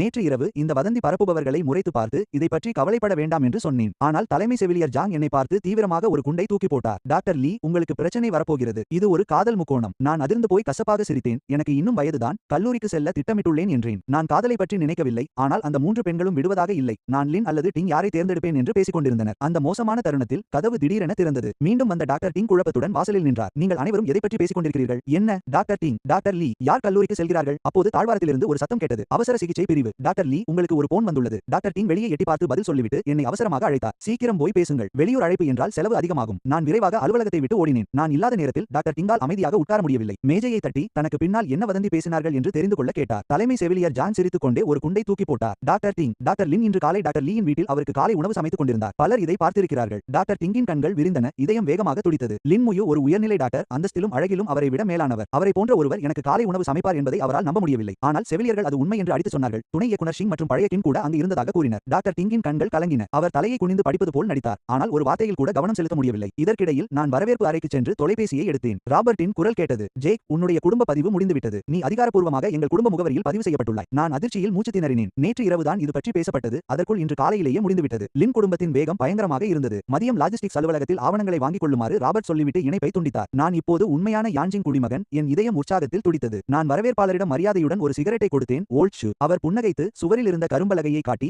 தவறவிட்ட அழைப்புகள் அங்கு எழுதப்பட்டிருக்கும் என்றார். நான் அவருக்கு நன்றி கூறிவிட்டு உற்சாகத்துடன் அவசர சிகிச்சை பிரிவிற்கு திரும்பினேன். ஆனால் நான் கதவை தாண்டியதும் அங்கு சூழல் விசித்திரமாக இருப்பதை உணர்ந்தேன். 3 செவிலியர்களும் ஒன்றாக கூடி என்னை விசித்திரமாக பார்த்துக் கொண்டிருந்தனர். டாக்டர் டிங் தனது மேசையிலிருந்து அடிக்கடி என்னை பார்த்துக் கொண்டிருந்தார். நான் அவரை பார்த்தபோது அவர் விரைவாக கீழே குனிந்து கண்களை தவிர்த்தார். நான் குழப்பத்தில் இருந்தேன். டாக்டர் டிங் ஒரு நீண்ட மூச்சை இழுத்து என்னை விசாரிக்க வர தயாரான போது தாழ்வாரத்திலிருந்து ஒரு மிருகத்தனமான கர்ஜனை ஒலித்தது. கனமான காலடி சத்தங்கள் அவசர சிகிச்சை பிரிவை நோக்கி விரைந்தன. லூ டாலியின் ஆவேசமான மற்றும் விரக்தியான முகம் கதவில் தெரிந்தது. அவர் மூச்சு வாங்கினார். அவருடைய உடல் முழுவதும் நடுங்கிக் கொண்டிருந்தது. டாக்டர் டிங் எழுந்து நின்று என்ன பிரச்சனை என்று கேட்டார். லூ டாலி பற்களை கடித்து விரல்கள் நடுங்க என்னை சுட்டிக்காட்டினார். அவர் வெடிக்கப் போகிறார் என்று நான் நினைத்தபோது கண்ணீருடன் ஒரு குரலில் அவர் சொன்னார். டாக்டர் லீ, நீங்கள் கொஞ்சம் வெளியே வர முடியுமா? நான் உங்களிடம் ஒன்று கேட்க வேண்டும். நான் அதிர்ச்சியில் உறைந்தேன். கோபமும் கெஞ்சலும் கலந்த இத்தகைய முரண்பட்ட உணர்ச்சி அவரது முகத்தில் எப்படி இருக்க முடியும்? நேற்று தவறான நோயறிதலுக்காக நான் பொதுவெளியில் அவமானப்படுத்திய எனது எதிரி இப்போது என்னை மட்டும் தனியே அழைக்கிறார். துறையில் இருந்த அனைத்து அழகான பெண் செவிலியர்களும் பயந்து போய் என் மேசையை மறைத்தனர். ஆனால் அனைவரையும் அதிர்ச்சியில் ஆழ்த்தி லா டாலி எனக்காக ஒரு சிகரெட்டை பற்ற வைத்து என்னிடம் ஒரு காதல் துணையை தரும்படி கெஞ்சினார். நேற்றைய தவறான நோயறிதல் இன்னும் அனைவரது நினைவிலும் இருந்தது. இப்போது அவர் கருத்து போன முகத்துடன் நின்று என்னை வெளியே வரும்படி வற்புறுத்திக் கொண்டிருந்தார். டாக்டர் டிங் மற்றும் தலைமை செவிலியர் ஜாங் கவலையுடன் ஒருவரை ஒருவர் பார்த்துக் கொண்டனர். அவர் சண்டையிடவே வந்திருக்கிறார் என்று உறுதியாக நம்பினர். டாக்டர் லூ, நீங்கள் சொல்ல வேண்டியதை அனைவர் முன்னிலையிலும் சொல்லுங்கள். நீங்கள் என்ன செய்ய பார்க்கிறீர்கள்? லூ டாலியின் முகம் இறுகியது. அவருக்கு உடல் முழுவதும் வேர்த்து கொட்டியது. தலை செவிலியர் ஜாங் எனக்கு முன்னால் வந்து நிற்க இளம் செவிலியர்கள் இருவர் அவரை முறைத்து பார்த்தனர். வோங்ஜிங் மற்றும் குஜு ஆகியோர் என்னை பாதுகாப்பாக மறைத்து நின்றனர். நான் மேலே சென்று டீன் ஃபாங்கை அழைத்து வருகிறேன். டாக்டர் லூ ஏதோ பிரச்சனை செய்ய பார்க்கிறார் என்று நினைக்கிறேன். அந்த வார்த்தைகளை கேட்டதும் லூ பதறி போய் துள்ளி குதித்தார். இல்லை, நான் சண்டையிட வரவில்லை. நான் டாக்டர் லீயிடம் கண்டிப்பாக பேச வேண்டும். பெண்கள் கோபத்தில் வெடிக்கப் போவதை கண்ட லூ வோங்ஜிங்கை தடுத்து நிறுத்தி என்னை பரிதாபமாக பார்த்தார். அவரது கண்களில் இருந்த கவலையை நான் ஏற்கனவே கவனித்து விட்டேன். டாக்டர் லூ, நீங்கள் பேசுவதற்காக தான் வந்திருக்கிறீர்கள். சண்டையிட இல்லை என்றால் நான் வெளியே வருகிறேன். உங்களைப் போல நான் பரசாலி இல்லை என்றாலும் விஷயங்களை உங்களை விட தெளிவாக என்னால் பார்க்க முடியும். சிரித்துக்கொண்டே செவிலியர்களை தாண்டி சென்ற நான் டாக்டர் டிங்கிற்கு தலையசைத்தேன். சரி, வெளியே போகலாம். டாக்டர் டிங் பதற்றத்துடன் அழைத்தார். டாக்டர் லீ, நான் கையை அசைத்துவிட்டு முன்னால் நடக்கத் தொடங்கினேன். நான் வெளியேறியதும் வோங்ஜிங்கும் குஜுவும் ஜன்னல் அருகே ஓடி வந்து வேடிக்கை பார்த்தனர். டாக்டர் டிங்கும் தலைமை செவிலியர் ஜாங்கும் கூட்டமாக வந்து எங்கள் முதுகையை வெறித்து பார்த்தனர். டாக்டர் டிங் பெரிய தலையிலு டாக்டர் லீயிடம் என்னதான் கேட்கப் போகிறார் என்று நினைக்கிறீர்கள்? டாக்டர் டிங் வெளியே சாய்ந்து நின்றார். நின்று எந்நேரமும் என்னை காப்பாற்ற தயாராக இருந்தார். ஆனால் மரத்தின் நிழலில் நம்ப முடியாத ஒரு மாற்றம் நடந்து கொண்டிருந்தது. நான் கைகளை பாக்கெட்டில் விட்டு நிற்க லுடாலி மரியாதையுடன் சிகரெட் பாக்கெட்டை எடுத்து எனக்கு ஒன்றை நீட்டினார். நான் அமைதியாக அதை வாங்கிக் கொண்டேன். அவரிடம் தீப்பெட்டியும் தயாராக இருந்தது. புகையை வட்டமாக ஊதிவிட்டு ஒரு கல் பெஞ்சில் அமர்ந்து அவர் என்ன சொல்கிறார் என்று காத்திருந்தேன். ஆனால் அவன் ஒரு வார்த்தை கூட பேசாமல் பாதியளவு சிகரெட்டை புகைத்தான். அவன் என்னையே பதட்டத்துடன் பார்த்துக் கொண்டிருப்பதை பார்த்து அவனை நக்கல் செய்யாமல் இருக்க முடியவில்லை. லூ, நீங்கள் சீக்கிரம் பேசவில்லை என்றால் நான் உள்ளே போகிறேன். மீண்டும் என்னை வெளியே வர சொல்ல வேண்டும் என்றால் நீங்கள் தான் இரவு உணவு வாங்கி கொடுக்க வேண்டும். லுடாலி பதறிப்போய் தனது சிகரெட்டை மிதித்துக் கொன்றான். டாக்டர் லீ, நீங்கள் சிங்கிளா? புகை தொண்டையில் அடைக்க நான் இருமினேன். டாக்டர் லூ, உங்களுக்கு என்னாச்சு? நான் சிங்கிளா இல்லையா என்பது உங்களுக்கு தேவையில்லாத விஷயம். அது என் தனிப்பட்ட விஷயம். நான் பதிலளிக்க மறுத்துவிட்டேன். ஆனால் லுடாலி எனக்கு அருகிலேயே அமர்ந்து என்னை உற்று பார்த்தான். அது முக்கியம். நீங்கள் திருமணமாகாதவர் என்றால் எனக்கும் ஒரு வாய்ப்பு இருக்கிறது. நான் குழப்பத்துடன் அவனை பார்த்தேன். பிறகு அவன் மூட்டை அவிழ்ந்தது போல அனைத்தையும் கொட்டிவிட்டான். டாக்டர் லின் இன்று காலை உங்களுக்கு காலை உணவு கொடுத்ததாகவும் நேற்று இரவு நீங்கள் டாக்டர் டிங்குடன் டேட்டிங் சென்றதாகவும் கேள்விப்பட்டேன். உங்களிடம் கெஞ்சி கேட்டுக்கொள்கிறேன். அவர்களில் ஒருவரை எனக்கு விட்டுவிடுங்கள். இருவரை சுற்ற விடுவது நியாயம் இல்லை. எனக்கு கோபம் வந்தாலும் சிரிப்புதான் வந்தது. இந்த ஆளின் தலையில் என்னதான் குப்பை கொட்டி கிடக்கிறது? நீங்கள் சுத்த போய் சொல்கிறீர்கள். பெரிய தலையில் டாக்டர் டிங்கை நான் எப்போது காதலித்தேன்? இதை கேட்டதும் லூடாலியின் கண்கள் பிரகாசித்தன. டாக்டர் லீ, மறுக்காதீர்கள். நேற்று இரவு உங்களை நிறைய பேர் பார்த்தார்கள். இப்போது நாட்டில் ஒரு ஆண் ஒரு பெண் முறை உள்ளது. தயவு செய்து ஒருவரை வைத்துக் கொண்டு மற்றவரை எனக்கு கொடுங்கள். உங்களை கெஞ்சி கேட்டுக்கொள்கிறேன். நான் எதை வேண்டுமானாலும் செய்கிறேன். பிறகு அவன் மேலும் வற்புறுத்தினான். டாக்டர் லின் பற்றி என்ன? நீங்கள் அவரை காதலிக்கிறீர்களா? அவர் ஏன் உங்களுக்கு காலை உணவை தயாரித்தார்? என் கண்கள் குளிர்ந்தன. கேளுங்கள் டாக்டர் லூ, உங்களுக்கு ஆற்றல் இருந்தால் அதை மற்றவர்களின் காதல் விவகாரங்களில் தலையிட பயன்படுத்தாமல் உங்கள் மருத்துவ திறனை மேம்படுத்த பயன்படுத்துங்கள். ஆனால் லூடாலி வெட்கமே இல்லாமல் இருந்தார். தனக்கு காதலி என்று யாரும் இருந்ததில்லை என்றும் கடைசியாக தனக்கு பிடித்த 2 பெண்களை கண்டுபிடித்ததாகவும் அவன் கெஞ்சினான். அவனுடைய எண்ணெய் வழியும் வழுக்கை தலையை நான் அருவருப்புடன் பார்த்தேன். அவன் தன்னை தற்காத்துக் கொள்ள முயன்றபோது அவன் முகம் சிவந்தது. டாக்டர் லீ, எனக்கு இன்னும் 30 வயது கூட ஆகவில்லை. உண்மையா? உங்களுக்கு 50 வயது இருக்கும் என்று நினைத்தேன். லூ முற்றிலும் அதிர்ச்சியடைந்தான். நான் எழுந்து என் உடைகளை தட்டிவிட்டு கிளம்ப தயாரானேன். ஆனால் இந்த முட்டாள் பதறிப்போய் என் வழியை மறித்தான். ஜேக், உனக்கு டாக்டர் லின் பிடிக்குமா அல்லது டாக்டர் டிங் பிடிக்குமா? நீ ஒருவரையாவது எனக்கு விட்டுக் கொடுக்க வேண்டும். எனக்கு இருவரையும் மிகவும் பிடிக்கும். தேரை அன்னத்தை பிடிக்க நினைக்கும் அவனது மனப்பான்மை எனக்கு குமட்டலை ஏற்படுத்தியது. நான் அவனிடம் சென்று புன்னகையுடன் அவன் சட்டை காலரை சரிசெய்து அவனது மார்பில் என் விரலால் அழுத்தினேன். லூ,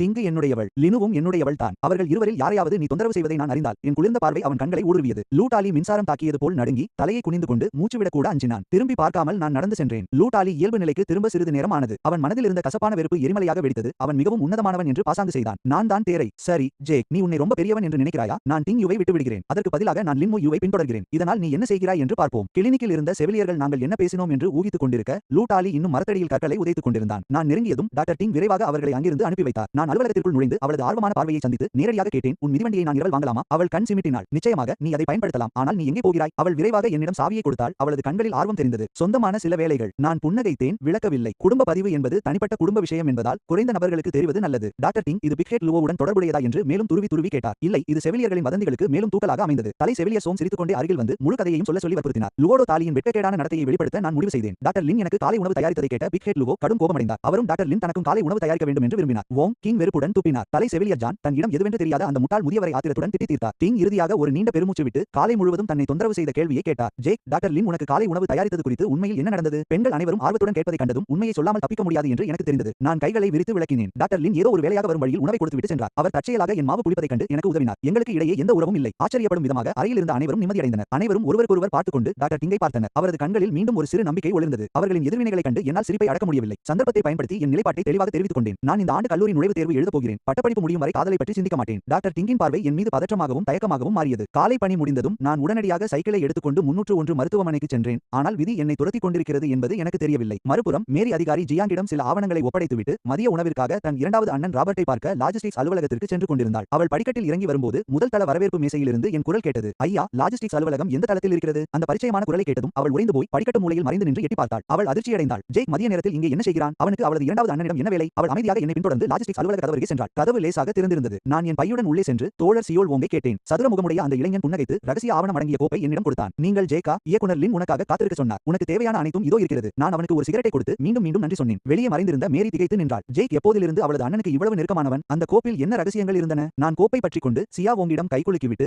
லாஜிஸ்டிக்ஸ் அலுவலகத்தை விட்டு வெளியேறினேன். ஒரு சிறிய உருவம் பதற்றத்துடன் இரண்டாவது மாடிக்கு செல்வதை நான் கவனிக்கவில்லை. அது மேரி. நான் வரவேற்பாளரிடம் சிகரெட் கொடுத்ததை அவள் உன்னிப்பாக கவனித்தாள். இந்த காட்சி அவளை முற்றிலும் திகைக்க வைத்தது. அவள் நினைவில் நான் ஒரு சோம்பேறியான திமிர் பிடித்த கிராமத்து மனிதன். ஆனால் அவளுக்கு முன்னால் இருந்த தன்னம்பிக்கை மிக்க வசீகரமான மனிதன் அந்த பிம்பத்தை முற்றிலும் மாற்றினான். அவள் தயங்கினாள், ஆனால் அருகில் வரவில்லை. அதற்கு பதிலாக அவள் ராபர்ட்டை தேடிச் சென்றாள். நான் மிதிவண்டியில் நூலகத்தை நோக்கி சென்றேன். வழியில் நான் அந்த கோப்பை திறந்தேன். அங்கு குடும்ப பதிவு புத்தகம் இருந்தது. அதை பார்த்த எனக்கு அதிர்ச்சி. அது மேரியின் பெயரில் இருந்தது. அவளே குடும்ப தலைவி. அது விவாகரத்தை மிகவும் எளிதாக்கும். நான் எளிதாக வெளியேற முடியும். இந்த அதிகாரப்பூர்வ பதிவின் மூலம் இந்த காலத்தில் நான் இறுதியாக நிமிர்ந்து நிற்க முடியும். அரை மாதத்தில் நடக்கவிருக்கும் கிராமப்புற மருத்துவ உதவி பணிக்காக தயாராவதற்கு நான் நூலகத்திற்கு வந்திருந்தேன். எனது மேம்பட்ட மருத்துவ அறிவை தற்போதைய மருத்துவ சூழலுடன் இணைக்க வேண்டியிருந்தது. இல்லையெனில் குடல்வால் அழற்சிக்கு சிகிச்சை அளிக்கும் போது என்னால் லேசர் ஸ்கால்பெல் என்று கத்த முடியாது. 15 நிமிடங்களுக்கு பிறகு நான் நூலக படிகளில் அமர்ந்து புதிதாக வாங்கிய இறைச்சி பன் சாப்பிட்டுக் கொண்டிருந்தேன். அப்போது ஒரு வெள்ளி போன்ற சிரிப்பு ஒலித்தது. லியோன் குய், நாம் படிப்பில் கவனம் செலுத்த வேண்டும். அந்த நாவல் மிகவும் சுவாரஸ்யமாக இருக்கிறது. நான் நிமிர்ந்து பார்த்தபோது ஒரு குறும்புக்கார சிறுமி படிகளில் துள்ளி குதித்து ஏறுவதை கண்டேன். அவள் மென்மையான முகம், பனி போன்ற சருமம் மற்றும் பூமிக்கு வந்த தேவதையைப் போல அசைந்தபடி 2 போனிடைகள் வைத்திருந்தாள். அவளுக்கு பின்னால் லியோனி என்ற பெண் மதிய நேரத்தில் அலைவது பற்றி புகார் கூறினாள். ஆனால் அந்த சிறுமி இடுப்பில் கைகளை வைத்து என் பெற்றோர் நாவலில் வரும் வில்லன்கள் என்று அறிவித்தாள். அவர்கள் என் எதிரிகள். என்னால் சிரிக்காமல் இருக்க முடியவில்லை. நான் சத்தமாக சிரித்தேன். சிரித்தேன். இந்த திடீர் சிரிப்பு இரு சிறுமிகளின் முறைப்பை பெற்றது. எதை பார்த்து சிரிக்கிறாய்? நான் அமைதியாக என் பண்ணை விழுங்கிவிட்டு சுற்றிலும் பார்த்தேன். இங்கே நிறைய பேர் இருக்கிறார்கள். நான் உன்னை தான் பார்த்து சிரித்தேன் என்று எப்படி தெரியும்? அவள் குழப்பத்துடன் பார்த்தாள். இங்கே நான் மட்டும் தான் இருக்கிறேன். நான் போலியான பயத்துடன் என் குரலை தாழ்த்திக் கொண்டேன். உன்னால் பார்க்க முடியாது. இந்த மக்கள் அனைவரும் நம்மை சுற்றி அமர்ந்திருக்கிறார்கள். லியானி பயத்தில் கத்திலினுவாவின் கையை பிடித்துக் கொண்டாள். ஆனால் லினியை நான் மறைக்க முயன்ற சிரிப்பை கவனித்து விட்டாள். ஏமாற்றப்பட்டதை உணர்ந்து அவள், நீங்கள் எங்களை கிண்டல் செய்தீர்கள் என்று கத்தினாள். மன்னிப்பு கேளுங்கள். இரட்டை மேற்கோள் குறி. தென்றல் அவள் நறுமணத்தை என்னிடம் கொண்டு வந்தது. அது என்னுள் ஏதோ ஒன்றை தூண்டியது. நான் கிண்டலான தொனியை விட்டுவிட்டு அவளுடைய பெற்றோருக்கு அவர்கள் வில்லங்கள் என்று தெரிந்தால் அவர்கள் வருத்தப்படுவார்கள் என்றேன். அவள் என்னை கெட்டவன் என்று அழைத்துவிட்டு லியோன் குயியை உள்ளே இழுத்துச் சென்றாள். நான் புன்னகைத்துவிட்டு வரவேற்பு அறைக்கு நடந்தேன். இரட்டை மேற்கோள் குறி. வணக்கம், நான் நூலக அட்டையை பெற விண்ணப்பிக்க விரும்புகிறேன். எனது புதிய குடும்ப அடையாள அட்டையை மேசையின் மீது வைத்தேன். லினு நிமிர்ந்து பார்த்தபோது நான் வெள்ளை சட்டை அணிந்திருப்பதை பார்த்தாள். அவள் கண்களை உருட்டிவிட்டு காரணங்களை சொல்லத் தொடங்கினாள். என் அம்மா என் அட்டையை பறிமுதல் செய்துவிட்டார். நான் புதிய ஒன்றுக்கு விண்ணப்பிக்கிறேன். நான் வாயை திறந்தேன், ஆனால் எதுவும் சொல்லவில்லை. இந்த சிறுமியின் குறும்பை கண்டு ரசித்தபடி அவள் லியோனியை அழைத்துச் சென்றாள். நான் 10 காசுகளை கொடுத்து அட்டையை பெற்று முதல் தள வாசிப்பு அறைக்கு சென்றேன். மருத்துவ புத்தகங்களை தேடி மேலே தொங்கவிடப்பட்டிருந்த பலகைகளை உற்று பார்த்தேன். அடுத்த நொடியே நான் ஒருவருடன் நேருக்கு நேர் மோதினேன். இதை நீ வேண்டுமென்றே செய்கிறாயா? ஏன் என்னை பின்தொடர்கிறாய்? லூய் தனது தோலை தேய்த்தபடி முகம் சிவக்க நின்றாள். நான் உதவியற்ற நிலையில் கைகளை விரித்தேன். மன்னிக்கவும் தங்கையே, நானும் புத்தகங்களை தேடி வந்தேன். நான் உன்னை பின்தொடரவில்லை. அவள் என்னை நம்பவில்லை. லியோன் குய் அவளை அழைத்துச் சென்றாள். சந்தேகத்தை தவிர்க்க நான் பல வரிசைகளுக்கு அப்பால் சென்று மிக தொலைவான மூலையில் 1977 ஆண்டு பதிப்பான கிளினிக்கல் மெடிசின் பிரிகாஷன்ஸ் புத்தகத்தை கண்டேன். நான் ஒரு இருக்கையை கண்டுபிடித்து உள்ளடக்க பட்டியலை திறந்தேன். அப்போது எனக்கு எதிரே 2 பேர் வந்து அமர்ந்தார்கள்.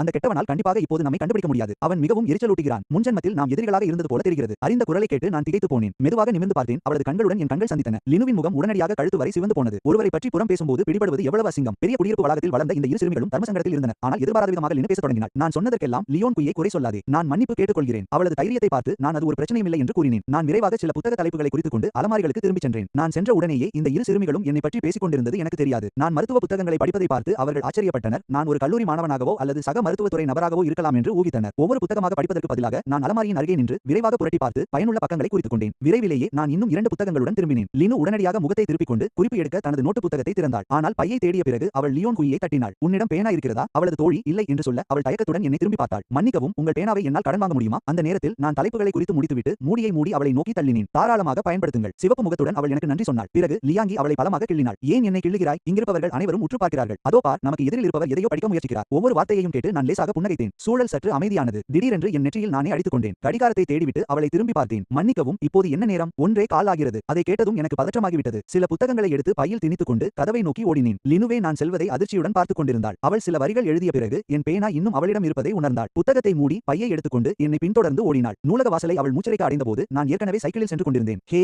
உங்கள் பேனாவை மறந்துவிட்டீர்கள். நான் மூலைக்கு திரும்பும்போது என் சைக்கிள் மணி ஒலி மட்டுமே அவளுக்கு பதிலாக கேட்டது. லினு அந்த பேனாவை இறுக்கமாக பிடித்துக் கொண்டாள். அவள் அதை திருப்பி கொடுத்தே ஆக வேண்டும். ஆர்வக்கோளாறு என்று நினைக்காமல் இருக்க மீண்டும் செக் அவுட் டெஸ்கிற்கு சென்று புத்தகங்களை பார்ப்பது போல பதிவேட்டை எட்டி பார்த்தாள். நூலகர் அவளை கேலி செய்தார். அந்த அழகான பையனை பார்க்கிறாயா? அவள் முகம் சிவக்க அங்கிருந்து ஓடினாள். லியாங்குயின் சாவியை எடுத்துக்கொண்டு இயந்திர பழுது பார்க்கும் நிலையம் டாக்டர் லீ என்று கத்தினாள். பிறகு சைக்கிளில் ஏறி என்னை வழியில் பிடித்து விடலாம் என்று வேகமாக மிதித்தாள். ஆனால் நான் வேலைக்கு திரும்ப அவசரமாக சென்று கொண்டிருந்தேன். சைக்கிளை வேகமாக மிதித்து 1.5 மணிக்குள்ளாகவே திரும்பி வந்தேன். விக்கெட் லூவோவின் அலுவலகத்தை கடந்தபோது அவரை அங்கே காணவில்லை. அவர் தொழிற்சாலைக்கு அழைக்கப்பட்டிருப்பார் என்று நினைத்தேன். நேற்றைய சம்பவத்தின் விளைவுகள் இன்னும் தொடர்கின்றன. நான் மூச்சிரைக்க மருத்துவமனைக்குள் நுழைந்தேன். டாக்டர் டிங் கடிகாரத்தை பார்த்தார். ஏன் இவ்வளவு தாமதம்? சாவியை மேஜையில் வைத்துவிட்டு அவருக்கு நன்றி சொன்னேன். தலை செவிலியர் சாங் புன்னகையுடன் எட்டி பார்த்தார். டாக்டர் லீ, கடைசியாக திரும்பி வந்துவிட்டீர்கள். மதியம் முழுவதும் டாக்டர் டிங் உங்களை நினைத்து தான் கவலைப்பட்டார். டாக்டர் டிங் பதற்றமடைந்தார். நெற்றியில் இருந்த வியர்வையை துடைத்துக் கொண்டு அவருக்கு ஆதரவாக பேசினேன். டாக்டர் டிங் என்னை பற்றி கவலைப்படவில்லை. அவர் தனது சைக்கிளை பற்றி தான் கவலைப்பட்டார். டாக்டர் டிங் எனக்கு நன்றியுடன் பார்த்தார். செவிலியர்கள் பெருமூச்சு விட்டு தலையை ஆட்டினார்கள். காதல் பெண்களை குருடாக்கிவிடும். நாங்கள் பேசிக் கொண்டிருந்த போதே வெளியிலிருந்து அலறல் சத்தம் கேட்டது. உதவி செய்யுங்கள் டாக்டர், தயவு செய்து என் குழந்தையை காப்பாற்றுங்கள். எங்கள் மருத்துவ உள்ளுணர்வு விழித்துக் கொண்டது. அடுத்த வீட்டில் இருந்த பழைய ஷூ கத்தினார். டாக்டர் லூ இங்கே இல்லை. அவர்களை மருத்துவமனைக்கு அழைத்துச் செல்லுங்கள். நான் மேஜையை தாண்டி வெளியே ஓடினேன். டாக்டர் டிங்கும் செவிலியர்களும் பின்தொடர்ந்தனர். உள்ளே ஓடி வந்த ஒரு பெண்ணின் மீது நாங்கள் மோதிக்கொண்டோம். சுசு கதவை தட்டியதும் அந்த பெண் தரையில் விழுந்தாள். அவளால் எழவே முடியவில்லை. தன் 8 அல்லது 9 வயது மகளை முன்னே தள்ளிக்கொண்டு கதறி அழுதாள். ஒரு குழந்தையை பார்த்ததும் தலைமை செவிலியர் இசட்டின் முகம் வெளுத்து போனது. எங்களிடம் குழந்தைகள் பிரிவு இல்லை. எங்களில் யாருமே குழந்தைக்கு சிகிச்சை அளித்ததில்லை. தன் மகள் வீட்டில் மயங்கி விழுந்து வலிப்பு ஏற்பட்டதாக அந்த பெண் அழுதாள். அங்கிருந்தவர்கள் உறைந்து போய் நிற்பதைக் கண்டு நான் கீழே குனிந்தேன். பயப்பட வேண்டாம். இவளை ஒரு சிறிய பெண் ஊழியராக நினைத்து சிகிச்சை அளிப்போம். என் உத்தரவை பின்பற்றுங்கள். அவள் நெற்றி கழுத்தை தொட்டு மணிக்கட்டை பிடித்தேன். சிறிது நேரத்திற்கு பிறகு நான் நிமிர்ந்து பார்த்தேன். அதிக காய்ச்சல், வலிப்பு. அப்போது அந்த சிறுமியின் கண்கள் சொருகி உடல் கடுமையாக துடித்தது. அந்த பெண் தன் மகளின் பெயரை சத்தமாக கூவினாள். அப்போது எழுத்தர் டே ஹால்வேயில் தோன்றினார். அவர் முகம் வெளுத்து முழங்கால்கள் மடிந்து சரிந்தார். அவள் அவரது மனைவி வோங் சியும், இறக்கும் அந்த சிறுமி அவரது மகள் ஷியா யுவான். எழுத்தரை தேற்ற நேரமில்லை. நான் கத்தினேன், அனைவரும் அமைதியாக இருங்கள். டாக்டர் டிங், மயக்க மருந்து எடுங்கள். தலைமை செவிலியர் சாங், வெள்ளி ஊசிகளை தயார் செய்யுங்கள். வோங் சியு ஒரு பயங்கரமான அலறலை எழுப்பினாள். அவள் தன் நாக்கை கடிக்கிறாள். அந்த நொடியிலேயே நான் சிறுமியின் வாயை திறந்து என் கட்டை விரலை உள்ளே வைத்தேன். சூரு, அந்த சிறுமி என் எலும்பை பலமாக கடித்தாள். அவள் வாயின் ஓரத்திலிருந்து ரத்தம் உடனடியாக வழிந்தது. குஜுவும் வோங்கிங்கும் பயத்தில் அலறினர். டாக்டர் டிங்கும் தலைமை செவிலியர் சாங்கும் அதிர்ச்சியடைந்தனர். எழுத்தர் டே அதிர்ச்சியில் உறைந்து பின் கதறி அழுதார். நான் தாங்க முடியாத வலியை பொறுத்துக்கொண்டு கத்தினேன், மயக்க மருந்தை இப்போது போது செலுத்துங்கள். டாக்டர் டிங் கண்ணீரை துடைத்துக் கொண்டு ஊசியை சிறுமியின் கையில் குத்தினார். நான் சிறுமியை தூக்கிக் கொண்டு படுக்கைக்கு விரைந்தேன். வெள்ளி ஊசிகளை கொண்டு வாருங்கள். 2 நிமிடங்களுக்கு பிறகு மயக்க மருந்து வேலை செய்தது. வலிப்பு நின்றது. அவளது தசைகள் தளர்ந்தன. டாக்டர் டிங் தன் கண்ணீரை துடைத்தார். அது வேலை செய்கிறது. சிறுமியை அமைதியடைந்ததைக் கண்டு அனைவரும் நிம்மதி பெருமூச்சு விட்டனர். எழுத்தர் இன்னும் அதிர்ச்சியில் வெளுத்திருந்தார். அவரது கண்கள் குற்ற உணர்ச்சியுடன் என்னை பார்த்தன. என் கட்டைவிரல் இன்னும் அவரது மகளின் பற்களுக்குள் சிக்கியிருந்தது. குஜு பஞ்சை பிடித்துக் கொண்டு என் இரத்த காயத்தை பார்க்க முடியாமல் நின்றாள். இப்போது என்ன செய்வது? அவள் நடுங்கும் குரலில் கேட்டாள். நான் வலியை பொறுத்துக் கொண்டு குழந்தையின் தாடையை மெதுவாக தடவி தளர்த்தினேன். என் விரலை வெளியே எடுத்தேன். எலும்பு தெரியும் அளவுக்கு ஆழமான பற்கள் பதிந்திருந்தன. செவிலியரின் கண்கள் கலங்கின. டாக்டர் டெங் இரத்தத்தை நிறுத்த ஆல்கஹால் பஞ்சை பிடித்தார். ஆனால் நான் அவரை தள்ளிவிட்டேன். இப்போது என்னை விட்டு விடுங்கள். ஆல்கஹால் விளக்கை ஏற்றுங்கள். தலைமை செவிலியர் சான் அதை ஏற்ற விரைந்தார். நான் வெள்ளி ஊசியை சுடரில் கிருமி நீக்கம் செய்து சிறுமியின் மூக்குக்கும் வாய்க்கும் இடைப்பட்ட பகுதியில் குத்தினேன். பிறகு அவளது ஹெகு, ஷுவான் மற்றும் ஷான்யாங் அக்குபஞ்சர் புள்ளிகள். 4 நீண்ட ஊசிகள் உறுதியாக பொருத்தப்பட்ட பிறகு நான் நாற்காலியில் சரிந்து மூச்சிரைத்தேன். ஒவ்வொரு 2 நிமிடங்களுக்கும் ஒவ்வொரு ஊசியையும் 2 நிமிடங்கள் சுழற்றுங்கள். 3 சுழற்சிகள். குஜு அழுது கொண்டே என் கையில் கட்டு போட்டபோது நான் கிளார்க் துய் மற்றும் அவர் மனைவியிடம் திரும்பினேன். அவளுக்கு இதற்கு முன்பு வலிப்பு வந்துள்ளதா? சமீப காலமாக வேறு ஏதேனும் அறிகுறிகள் உண்டா? கிளார்க் துய் கண்ணீரை துடைத்துவிட்டு தலையை அசைத்தார். முன்பு காய்ச்சலால் வலிப்பு வந்துள்ளது. ஆனால் இவ்வளவு மோசமாக இருந்ததில்லை. கடந்த சில நாட்களாக அவளுக்கு இருமல் மட்டுமே என்று நினைத்தேன். ஆனால் வோங் சியாவோ சொன்னது என் ரத்தத்தை உறைய வைத்தது. நேற்று அவளுக்கு தலைவலி என்றும் பலமுறை வாந்தி எடுத்ததாகவும் குழப்பத்தில் என்னை பாட்டி என்றும் அழைத்தாள். நான் நாற்காலியிலிருந்து துள்ளி எழுந்தேன். காய்ச்சல், வலிப்பு, குழப்பம், வாந்தியுடன் கூடிய கடுமையான தலைவலி. இது சளி அல்ல,